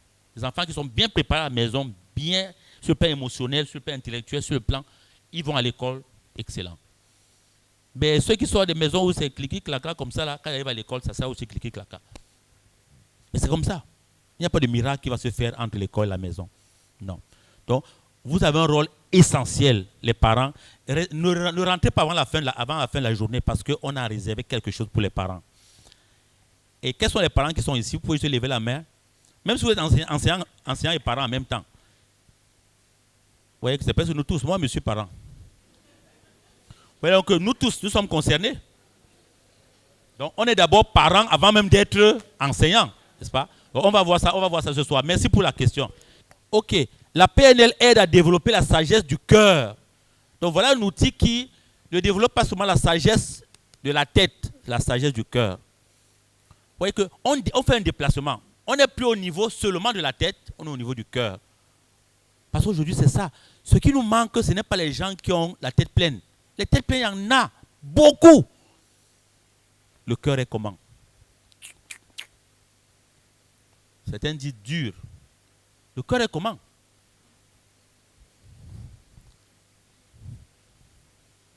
Donc, développer la sagesse du cœur pour apprendre à s'écouter, soi-même déjà. Apprendre à se connaître soi-même. Je vous ai dit que ce n'est pas facile de se connaître. Hein. On peut prétendre connaître de tout l'extérieur, toutes les personnes qui sont extérieures à nous. Nous-mêmes, ce n'est pas facile. Prendre conscience de ce qui se passe dans notre être, en nous-mêmes. C'est ça. Donc, à partir de la PNL, nous pouvons contribuer à créer un monde où chaque membre de la communauté éducative est capable de se connecter et de vivre son don sacré. Le don sacré, c'est ce que tu es venu faire ici, sur cette terre. Tu es venu faire quoi ici? Fais quelque chose. C'est pas, je ne parle pas de ta profession. Peu importe ta profession, tu as une mission. Et c'est quoi cette mission-là? C'est ce qu'avec la PNL nous faisons. C'est-à-dire, l'enfant va découvrir ça. Le plus tôt il découvre ça, il a lien. Jésus a découvert sa mission. Il est même Dieu. Il dit, je suis venu faire la volonté de mon Père. On ne l'a pas détourné parce qu'il savait ce pourquoi il était venu. S'il était venu se promener sans savoir ce qu'il était venu faire. Donc, c'est important que nous-mêmes, nous sachions plutôt quelle est notre propre mission. Et nos élèves, ça fait d'ailleurs partie des modules d'apprentissage que nous aurons, nous comme enseignants, et que vous allez pouvoir décliner comme vous le voulez avec vos élèves. Quelle est la mission de vie de l'enfant? Ça peut être un peu clair, obscur, quand il est tout jeune. Au fur et à mesure, si chaque année, à chaque niveau, quand il évolue, ça se clarifie. En terminale, il sait pourquoi il est venu sur cette terre. Alors quand il choisit même un métier, c'est pour réaliser sa mission. On ne fait plus seulement un métier parce qu'on veut gagner de l'argent pour en vivre. Non. C'est trop peu de vivre pour manger. Maintenant, qu'est-ce que la PNL elle-même? Ah, là, on va y aller rapidement. Hein. Il y a une formation de base en PNL qui va commencer demain. Il y a d'autres formations qu'on va donner dans vos écoles aussi. Donc, on aura le temps d'aller en profondeur sur ce que la PNL est. Donc, je vais aller rapidement pour que vous ayez une idée de la PNL. Si je vous dis que nous sommes tous programmés, nous sommes programmés. Programmés pour être ce que nous sommes, programmés pour faire ce que nous faisons, programmés pour nous comporter, pour parler comme nous parlons. Programmés pour parler en sautant les articles, comme le font certains gens, sauf elle. Elle et puis Marie-Pierre aussi.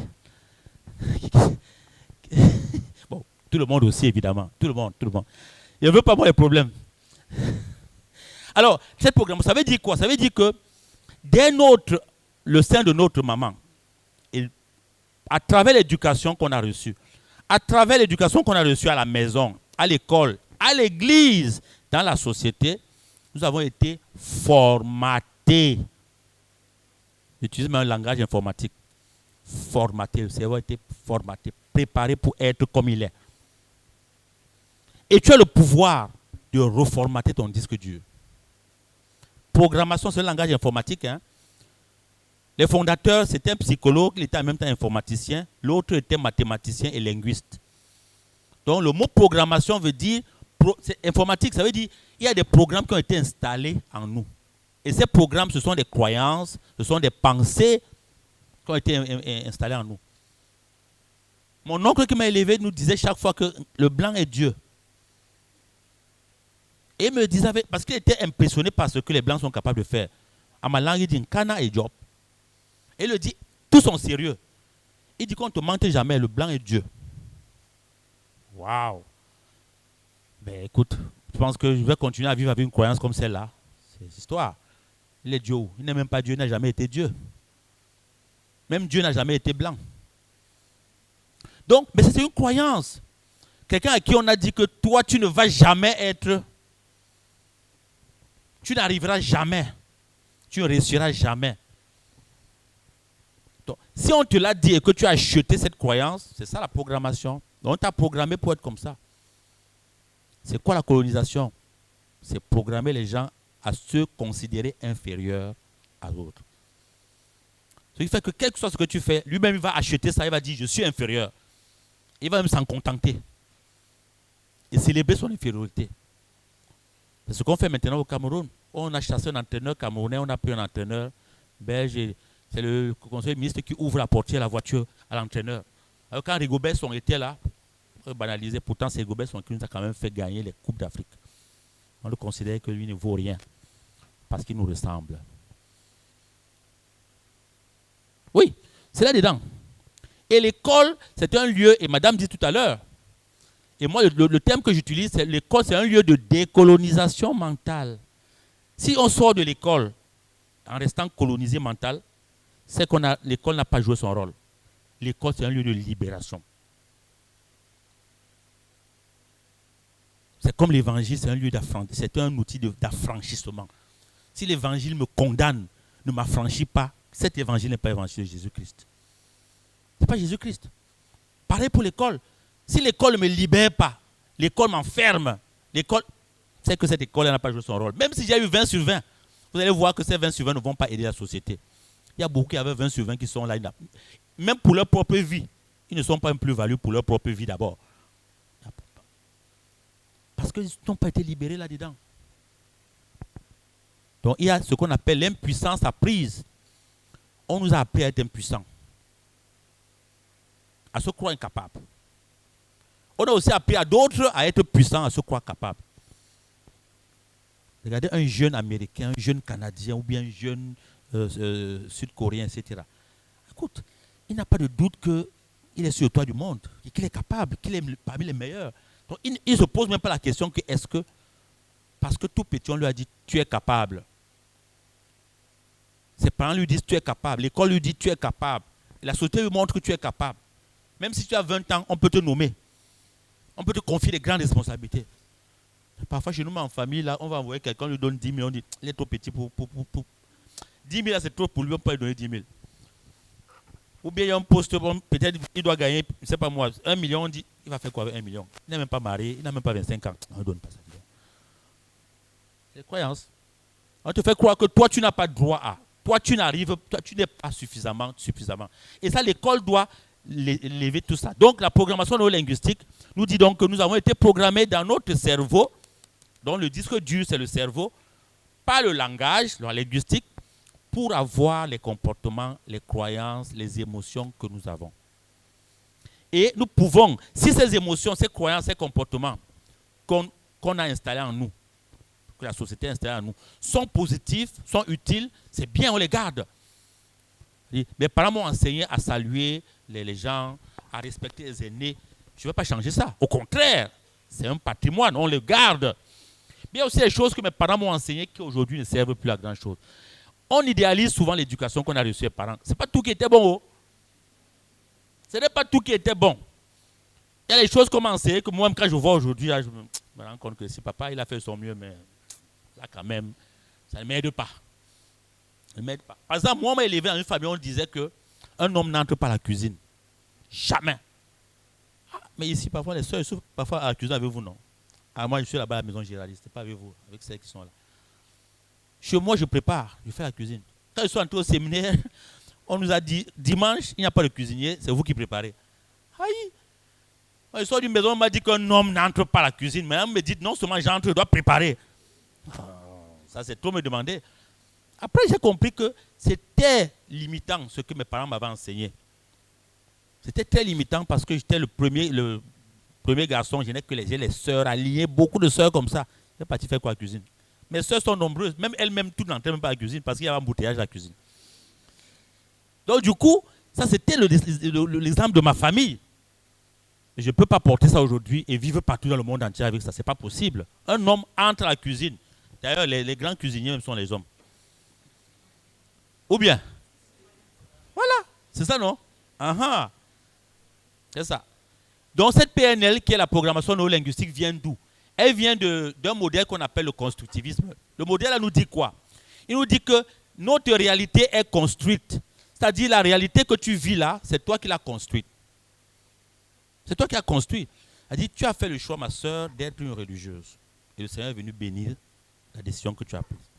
Donc, et tu as tout fait pour être religieuse, c'est-à-dire aller au noviciat, aller voir les sœurs, aller au noviciat, sortir au noviciat, faire les vœux. Tu aurais pu le jour des vœux dire que tu ne parles pas. Tu dis, fais les vœux, tu ne parles pas. Oh, ce n'est pas aujourd'hui. Hein? Tu as conçu ta réalité. Et très rapidement, on remet nos responsabilités aux autres. On dit, ah, c'est lui qui a décidé. C'est le bon Dieu qui... Oui, mais si tu n'as pas fait ta part, le bon Dieu n'aurait pas fait. Donc, c'est nous-mêmes. Nous faisons notre part. C'est très, très important. Donc, le constructivisme nous dit que nous pouvons construire notre réalité. Il n'y a pas une réalité vraie pour tout le monde. Non, elle est ma réalité. Mais la tienne est la tienne, la sienne est la sienne. Et ça, c'est important à l'école. Et le principe qui sous-tend ce qu'on fait là à l'école, en pédagogie, on appelle ça la différenciation. Donc, la différenciation pédagogique, c'est que les élèves ne sont pas les numéros, ce sont les individus qui sont capables d'autonomie et de liberté. Et si on les éduque, si on les accompagne en tenant compte de leur autonomie et leur liberté, là on l'a gagné. Parce que l'enfant est capable de dire non.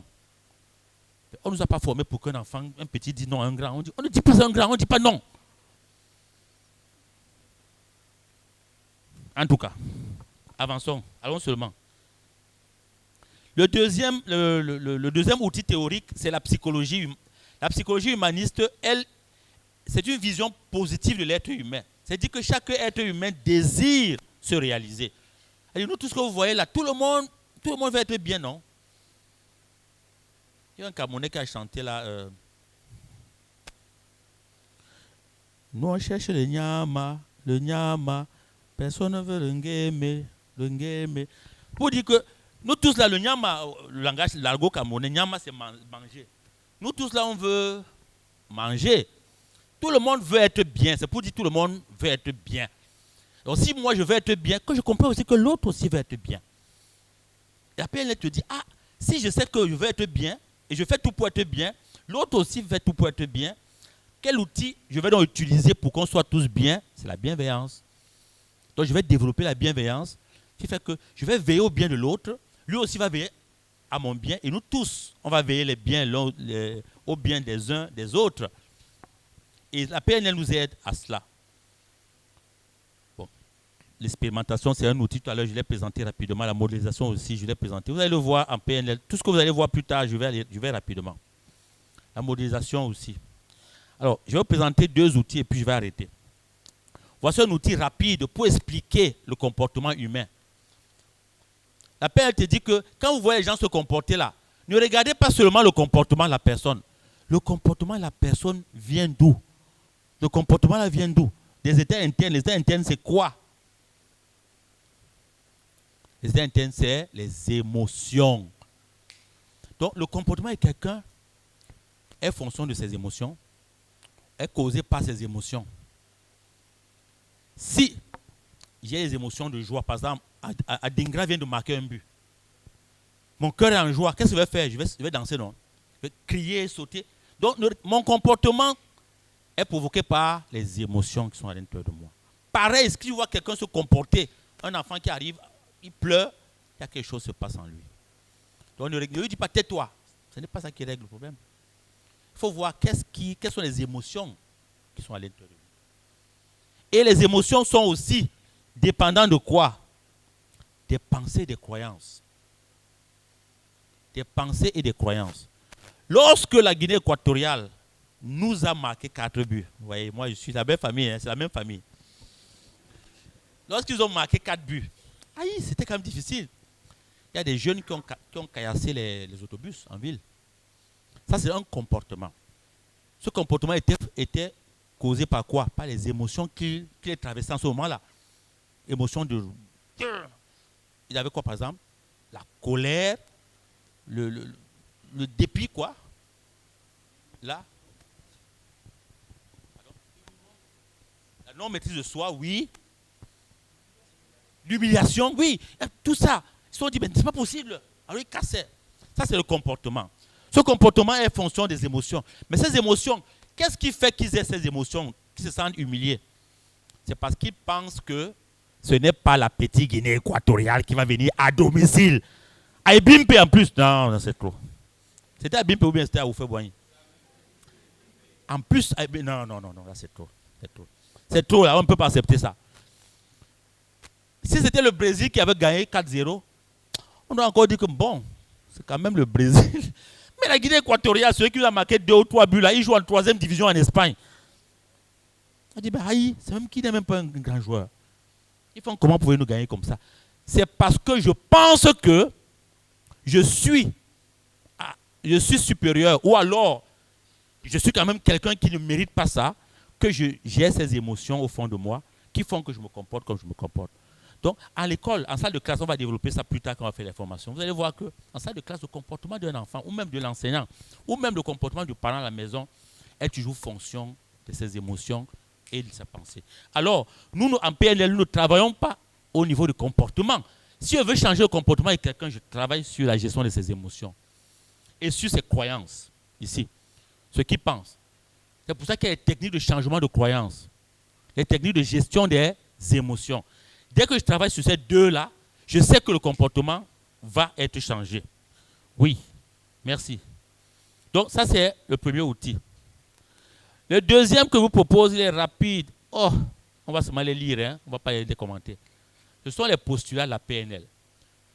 Ce qu'on appelle aussi les croyances de la PNL. C'est ce sur quoi la PNL se fonde pour exister. Et ces postulats, le premier nous dit quoi? Bon, je vais peut-être passer, on peut passer le micro comme ça, les gens peuvent lire à random. Comme ça. Oui. Donne le micro à n'importe qui, la personne lit, après il passe au voisin. La première, juste lire ce qui est au tableau. Lise seulement, lise seulement. Non, ceux qui veulent lire. Non, oui, allez-y. La carte n'est pas le territoire.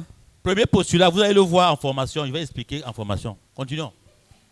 Les limites sur lesquelles nous butons ne se trouvent généralement pas dans le monde, mais dans la représentation que nous en avons. Les limites ne sont pas dans le monde, oh. C'est là-dedans. Il y a dans ma langue une expression qui dit que, je vais dire ça en bassa, c'est l'une des plus belles langues au monde. C'est la langue de Samuel Eto'o même. Aïe. Si elle disait que c'est le Djoula ou bien le Bété ou le Baoulé, le bassa, il dit que Mournien Aïril Borier Borbouara. C'est pas beau? Et pour dire que c'est quelqu'un qui avait transformé son sac en sac poubelle. Un peut décider de mettre à l'intérieur son portable, toutes ses affaires, même ses diplômes. Un autre peut décider de manger des peaux de banane et mettre dedans. C'est comme ça la vie. Il y en a qui ont décidé de transformer leur sac en sac poubelle. Et ce sac va devenir un sac poubelle. Alors qu'un autre, lui, ce sont ses diplômes importants. Les choses importantes, ils sont à l'intérieur. Donc, en réalité, ce que ce postulat nous dit, c'est que les limites, ce qui nous limite n'est pas à l'extérieur. Ce qui nous limite est à l'intérieur de nous-mêmes. C'est toi qui vas choisir que ta part suffit là. Sinon, tu peux toujours y arriver. Ma soeur, continuons.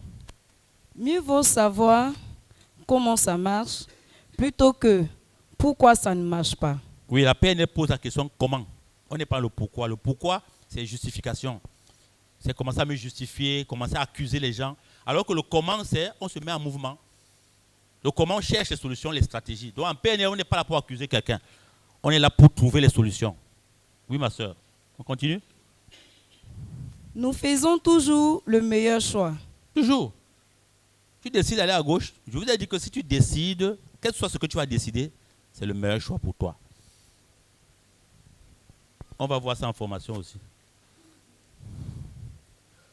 Plus on a de choix, plus on a des possibilités de réussir et d'atteindre nos objectifs. C'est pour ça qu'on vient à l'école. On vient à l'école pour augmenter les possibilités, pour donner le choix aux enfants, aux jeunes. L'école nous donne le choix. Quelqu'un qui a quand même été à l'école a plus de choix que celui qui n'a pas été à l'école. Celui qui a été à l'école, il peut toujours devenir entrepreneur, il peut même devenir boutiquier. Il peut même rentrer au village, faire ce que toi qui n'es pas été à l'école, tu peux faire. Il peut aussi faire ce que toi tu ne peux pas faire. C'est-à-dire, il a étudié. Donc, plus on a le choix, mieux ça vaut, toujours. Et la PNL, même en accompagnement, on aide les gens à voir les choix qu'ils ont, les opportunités. Parce qu'on a souvent plus d'opportunités qu'on imagine. Oui. Derrière chaque comportement, pensée ou émotion, il y a une intention positive. Oui, alors on va voir ça prochainement. Sinon, on va s'arrêter là. Continuons. On ne peut pas ne pas communiquer. La PNL te dit qu'on ne peut ne pas communiquer.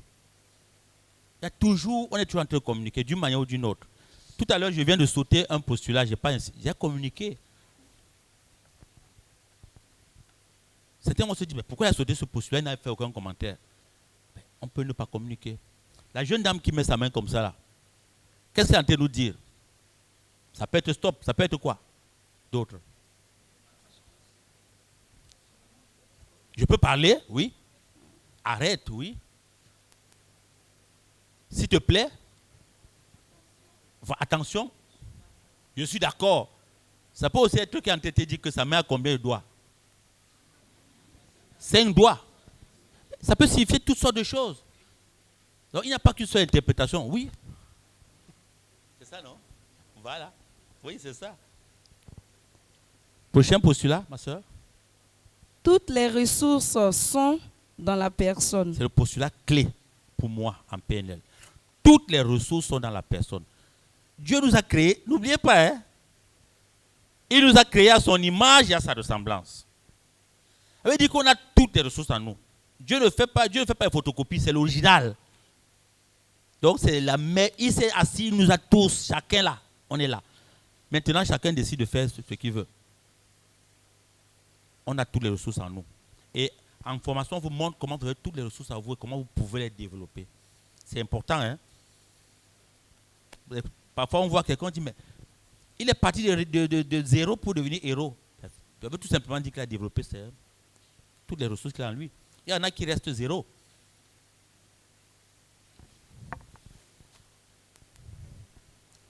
Oui. Lorsqu'une personne ne dispose pas des ressources dont elle aurait besoin, elle possède la capacité de les acquérir. C'est ce qu'on appelle l'enseigne. On a toutes les ressources. Même lorsque tu n'as pas ces ressources, tu as les capacités de les acquérir. Oui, ça nous met tellement en confiance. Moi, ça me rassure tellement. La solution à ton problème ne se trouve pas à plus de 3 poignées de toi. Quel que soit le problème. Elle dit 3 poignées, c'est 3 portes. Si j'ai un problème maintenant, je choisis la première porte. Je parle avec toi. Tu me dis, ah oui, mais je connais quelqu'un. Tu vas voir la soeur Éléonore. Elle va dire, ah oui, oui, oui. Et puis, troisième, c'est réglé.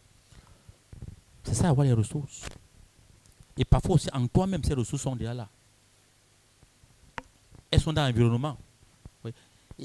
C'est extraordinaire quand vous vous rendez compte comment, rien qu'avec les idées claires, on peut débloquer sa vie et débloquer les vies des gens.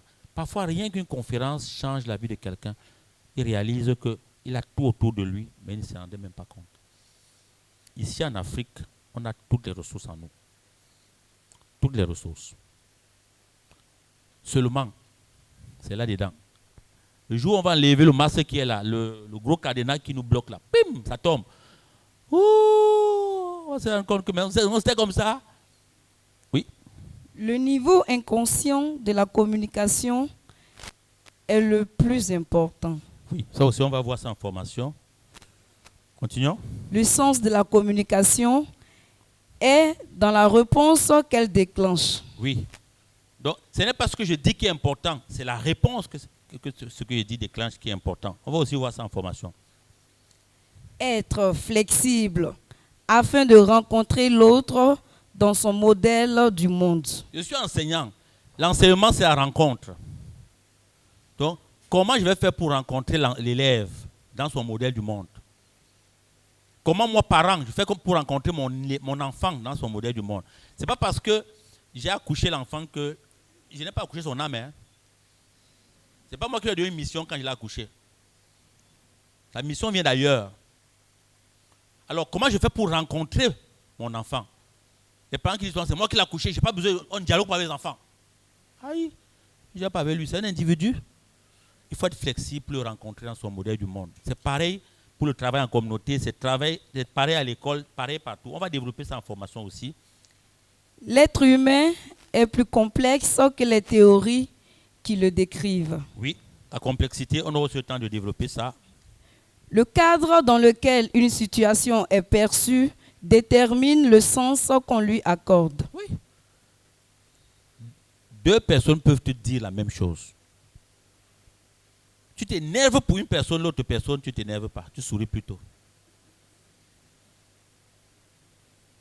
Il y a la manière, il y a le cadre, il y a le moment. Il y a le contexte dans lequel on te l'a dit. Oui. Oui, il y a aussi des prières. Oui, justement. C'est ça. Pardon? Il y a aussi le ton utilisé. Donc, c'est le cadre. Quelqu'un peut dire une affaire, mais qu'est-ce que les comédiens font souvent avec nos chefs d'État? Ils disent tout ce qu'ils veulent leur dire. Le chef d'État rit même, il applaudit.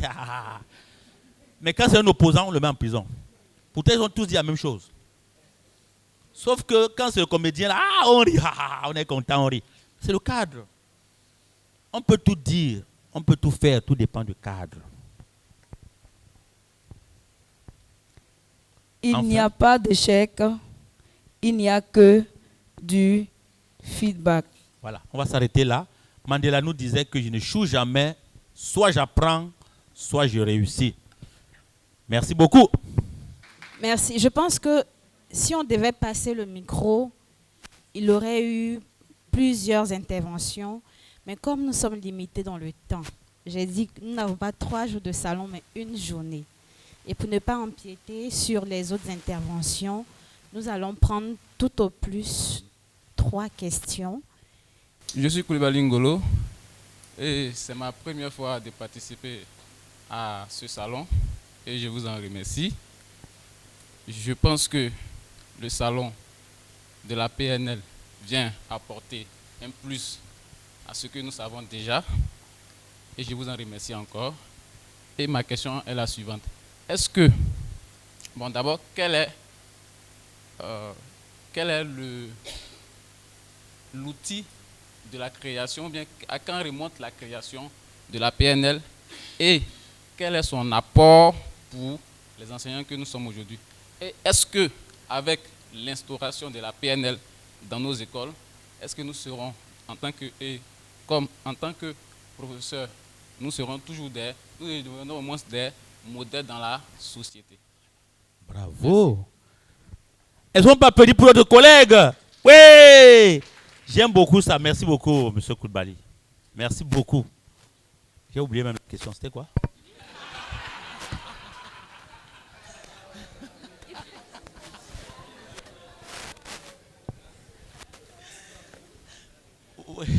La date de création, oui.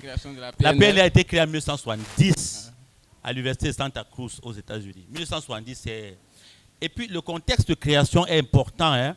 Vous voyez, les années 70, là, il y a eu beaucoup de choses. Années 60, 70. N'oubliez pas, en 1960, en Afrique, il y a eu quoi? Les indépendances. Dans l'Église, il y a eu quoi? Le Concile Vatican II, 1962-1965. Et il y a eu, en France, dans les universités, il y avait quoi? Mai 68, interdit d'interdire. Les gens veulent se libérer. On veut se libérer dans la société, on veut se libérer sur le plan politique, on veut se libérer sur le plan même religieux. C'est comme ça que la PNL est dans ce terreau-là, comme un outil pour sous-tendre l'émancipation des gens, pour accompagner l'émancipation des gens. C'est très utile. En tout cas, je ne vais pas rentrer en profondeur dans le contexte. Maintenant, est-ce que nous pourrons devenir des modèles dans... Si vous voulez devenir modèle, vous deviendrez. Parce que les outils, l'outil reste un outil. C'est comme le couteau. Le couteau est là, il peut nous permettre de découper nos choses, mais on peut aussi décider de l'utiliser malheureusement pour faire autre chose. Okay? Donc c'est un outil, ce n'est qu'un outil. C'est à nous de savoir comment l'utiliser pour nous et pour notre mission. Merci beaucoup. Merci. Merci Cyril. Une autre question? Alors, je suis à l'état civil à Saint-Ataïf. Voilà. J'ai 2 préoccupations. La première préoccupation est que, compte tenu de les réalités africaines, compte tenu des réalités de chaque continent, est-ce que la PNL a mis en disposition ou a pris des mesures idoines pour pallier à certains fléaux dans l'éducation? Oui. Quel fléau par exemple? Aujourd'hui, nous savons, je prends le cas de la Côte d'Ivoire, voilà, les enfants sont convergés vers une situation de délinquance. Voilà. Est-ce que la PNL a mis des mesures nécessaires pour pouvoir pallier à ce fléau? Maintenant, la deuxième préoccupation, tout à l'heure, vous avez parlé de programmation. Voilà. En ce sens, je voudrais savoir, aujourd'hui, nous avons l'impression que tout ce que nous faisons, nous faisons avec les exemples, avec tout ce que le blanc fait, et c'est ce que nous faisons. On enseigne les enfants sans toutefois tenir compte des réalités africaines. Or, quand aujourd'hui nous définissons l'enfant selon la charte africaine, c'est vrai que la charte africaine définit l'enfant comme de la même manière que la Convention internationale définit l'enfant, mais en plus de cela, il y a des dispositions particulières. Voilà, je voudrais savoir, est-ce que la PNL a mis des instruments nécessaires pour pouvoir pallier à ces... Ah, ça, c'est très beau, ça. Donc, je n'ai pas étalé la complexité. Elle dit, je suis ivoirien, mais j'appartiens aussi au monde. Tu vois? Donc, je suis pas... L'enfant ivoirien n'est pas éduqué comme s'il allait vivre seulement en Côte d'Ivoire. Même s'il faut penser à la Côte d'Ivoire. La complexité, c'est ça. Être capable d'allier les deux. Les deux. En même temps, je suis citoyen ivoirien, je suis citoyen du monde. Donc, et ça, c'est très important. Et c'est nous, les enseignants, c'est notre responsabilité. Comme je disais, nous prenons l'outil et c'est nous qui allons l'utiliser. OK? Si pour vous, l'inculturation de, je sais pas moi, du savoir est très important, c'est à vous de faire ça. C'est à vous. Parce que, est-ce que c'est un outil des Blancs? Non, la connaissance n'a pas de couleur. Hein? Le savoir n'a pas de couleur.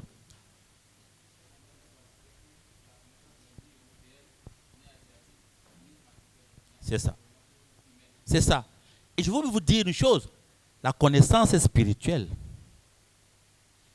Quand vous évoluez dans un niveau de la connaissance au sommet, qu'est-ce que vous retrouvez là-bas? C'est la spiritualité. C'est le sommet de la connaissance.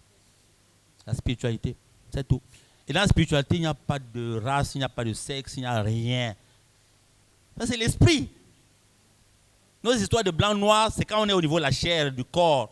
Mais quand on est au niveau spirituel, on ne connaît pas ça. Ça n'existe pas. Les grands esprits, là, à un moment donné, se rencontrent tous, parce qu'ils sont tous de même père. C'est Dieu.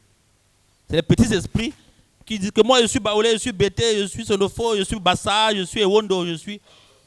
Quand on évolue à un niveau là, ça n'existe plus, ça tombe. Et l'école doit être le terreau où on va promouvoir cette élévation. Qu'on n'ait pas de petits particularismes qui nous alourdissent et qui nous tirent vers le bas toujours et toujours. Que l'école soit un lieu où on s'élève. Et vous voyez donc que l'Église a compris. C'est pour ça que moi, je suis d'origine camerounaise. Partout où je vais dans le monde où il y a l'église, je suis chez moi. Il n'y a aucune différence. Quand on célèbre ici, c'est comme si c'était à Yaoundé, c'est la même chose.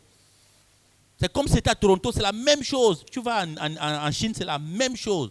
Et c'est ça. Parce que voilà le modèle éducatif. L'école dit, je vais créer ma micro-société, vous allez voir comment nous on peut faire. Et l'école que nous apportons, où nous enseignons, devrait être aussi comme ça. Pour qu'en même temps, on forme les Africains bien enracinés dans leur culture. C'est important, parce que dans le marché du donner et du recevoir, il faut qu'on apporte quelque chose. N'oublions pas que nous n'appartenons pas qu'à l'Afrique. Si tu me réduis en disant que je suis qu'un Africain, ce n'est pas vrai. Tout à l'heure, j'ai chanté l'hymne du Canada. J'ai dit terre de nos aïeux, non. Vous croyez que ce ne sont pas mes aïeux? Dieu a créé une seule humanité, mes frères et sœurs. Qu'on ne nous trompe pas. Dieu n'a pas créé deux humanités. Une seule humanité. Le jour où on va le comprendre, ça va tout changer. Merci. Merci, coach Cyril. Est-ce qu'il y a une autre intervention de ce côté-ci? C'est un peu timide. S'il y a quelqu'un qui aimerait, même si ce n'est pas une question, apporter quelque chose de tout ce qu'on a entendu ce matin. C'est bon? Bien.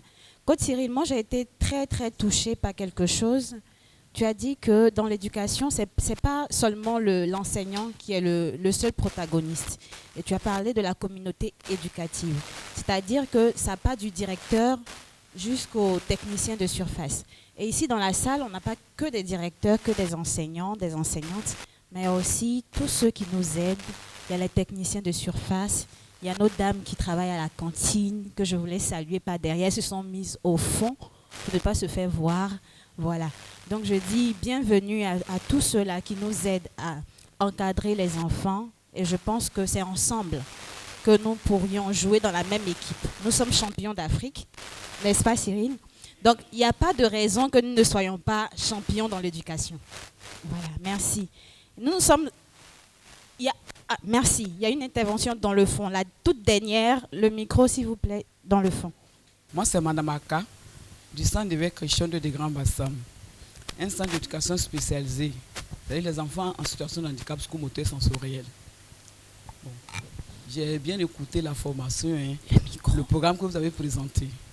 Le programme est très intéressant, mais la question que je me pose, comment réussir à intégrer ces outils dans l'accompagnement de nos enfants, les enfants en situation de handicap? C'est là mon souci. C'est intéressant, mais comment réussir, vu que les enfants sont des enfants à besoins spécifiques? Oui. La PNL, je ne l'ai pas dit, on va le dire en formation, c'est un art de vivre. Et c'est vous qui allez trouver comment intégrer ça, parce que c'est vous qui connaissez votre public. Ces enfants ont besoin spécifiques. C'est comme un parent qui fait la PNL, il connaît son enfant. C'est lui qui va intégrer ça dans le modèle éducatif qu'il veut inculquer à son enfant. Donc c'est vraiment un art de vivre. Parce qu'il y a la bienveillance, il y a le respect, il y a l'amour inconditionnel, il y a le non-jugement. Tout cela, vous voyez que vous pouvez intégrer ça. Le respect de la différence, la communication, la gestion de ses émotions. Comment on définit ces stratégies pour réussir? Tu vois, les stratégies d'un enfant a besoin spécifique. Ce n'est pas la même chose que la stratégie de l'autre.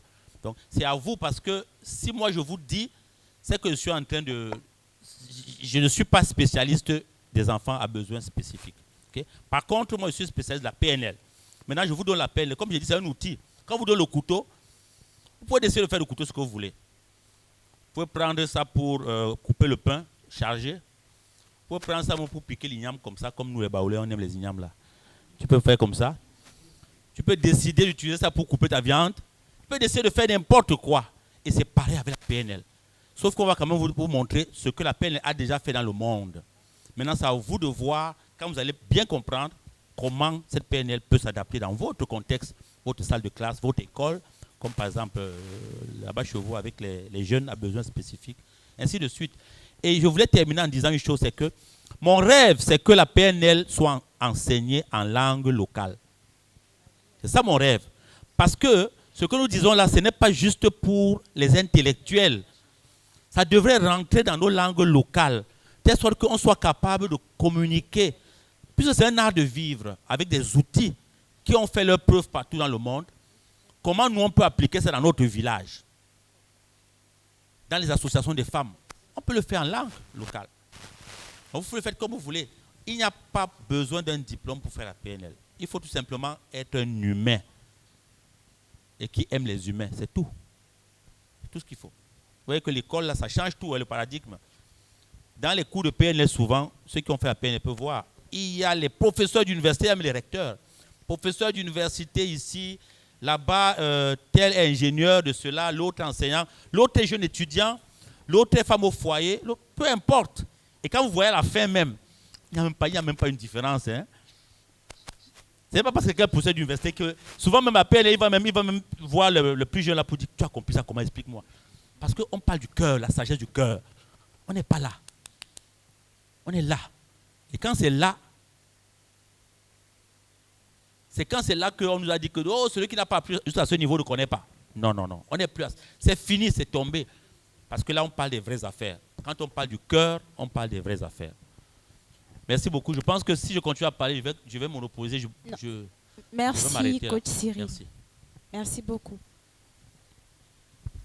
Ok. Le travail que vous nous demandez de faire, il est fait à moitié. Et je pense que avec la résolution qu'on va prendre à la sortie de cette formation, on pourra achever le travail. Maintenant, est-ce que ce n'est pas un travail, on va dire, à mi-parcours?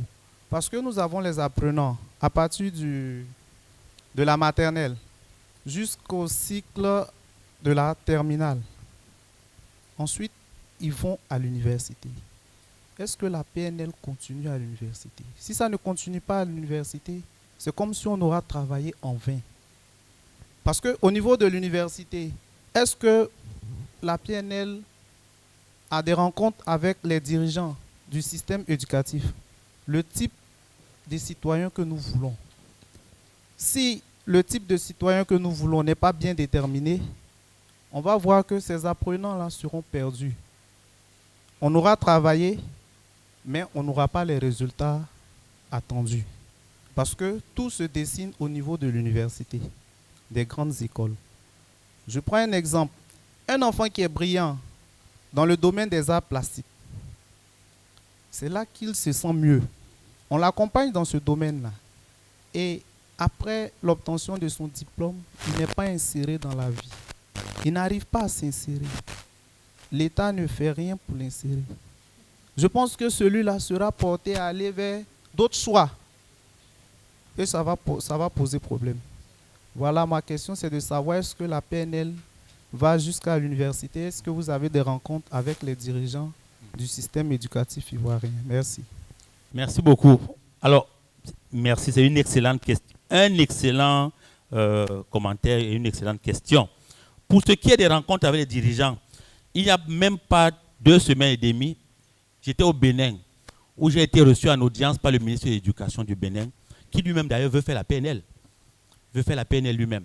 Et il sait, il a compris, il connaissait la PNL, il a compris ce que c'est que la PNL, ce que la PNL peut apporter. Mais maintenant, pour ce qui est de l'université, avant la PNL à l'école, on était déjà à l'université. Hein. On a une convention avec l'Université catholique d'Afrique centrale, le CAC. On a une convention avec l'IPD, l'Institut panafricain du développement. On enseigne la PNL là-bas. Et puis on travaille également avec d'autres, l'Institut supérieur des sciences religieuses à Yaoundé au Cameroun, où la PNL est enseignée. Et avec d'autres, au Tchad par exemple, il y a un institut supérieur où on enseigne également la PNL. La PNL rentre partout. Sauf que nous pensons que c'est par la base qu'il faut commencer. Si on va seulement rejoindre les jeunes à l'université, c'est peut-être pas... Tout le monde a besoin de la PNL à n'importe quel moment de sa vie. Donc je pense qu'en faisant bien votre travail au niveau primaire et secondaire, vous avez donné les bases solides aux jeunes pour la vie. Et si un jeune qui a reçu les bonnes bases, il n'est pas détourné. Et vous avez dit, il ne sera pas inséré dans la société. Nous, en PNL, on ne réfléchit plus en ces termes-là. Les termes qui... Si vous attendez qu'on vous insère dans la société, vous ne serez jamais inséré. Je vous dis ça. Les attentes qu'on a souvent là, oublions ça. C'est l'ancien monde. Il peut arriver que vous travaillez pour la fonction publique. Correct. On ne va pas vous prendre la fonction publique, on ne va pas prendre quelqu'un à la fonction publique parce qu'il a eu un diplôme. Je vous dis, la fonction publique va changer en Afrique. La fonction publique aujourd'hui, dans le monde, j'en parle parce que je suis un administrateur public, moi-même, de formation. La fonction publique, qui était une fonction publique, si vous voulez, de mission, c'est-à-dire, on est là pour donner l'emploi aux gens. Ce modèle est en train de passer pour une fonction publique qui est fondée sur les besoins de la société et les résultats que vous allez réaliser. Donc, c'est une fonction publique de contrat. Je prends le cas, par exemple, je prends rien que le cas de ce que je connais mieux. Hein. Au Canada, tu peux devenir fonctionnaire à n'importe quel âge. Et tu peux sortir de la fonction publique à n'importe quel âge. Je l'ai été. J'étais aumônier d'école fonctionnaire. Hein. C'est-à-dire, on me payait pour dire aux enfants, Jésus vous aime.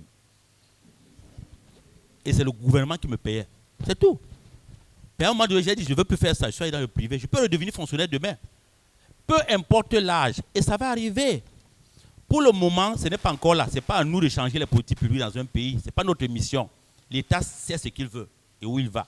Mais ce que je voulais dire en ce qui concerne la PNL, c'est un outil qui est important pour nous-mêmes d'abord. Et lorsque on l'a bien intégré, le jeune aussi l'a bien intégré, ce jeune ne se pose plus la question qui va me donner le travail demain. Il dit comment je vais faire demain pour réaliser ma mission de vie. C'est ma mission de vie, ce n'est pas une question de travail. Le travail, c'est rien, c'est la mission de vie qui est importante. Et quand tu rentres dans ta mission de vie, le travail te suit et l'argent te suivra toujours. Croyez-moi, l'argent te suivra toujours, le travail te suivra toujours. Croyez-moi, je sais de quoi je parle. L'argent est disponible dans ce monde. C'est parce que là-dedans, on ne sait pas comment faire.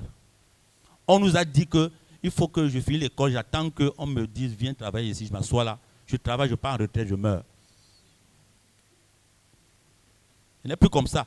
Enseignons à nos enfants que ce n'est plus comme ça. Ce paradigme est passé. C'est dépassé. Ce n'est plus comme ça que ça fonctionne. En tout cas, on va le voir pendant les formations. Et vous-même, vous allez voir que, mais waouh! Parce que le monde nouveau qui est devant nous, il faut qu'on soit armé pour rentrer dans ce monde nouveau. Sinon, on sera toujours largué. avec l'ancienne mentalité qui consistait à attendre que l'autre fasse pour nous. Personne ne fera rien pour nous, hein. Même pas le gouvernement, hein. Même pas vos parents. Personne ne le fera.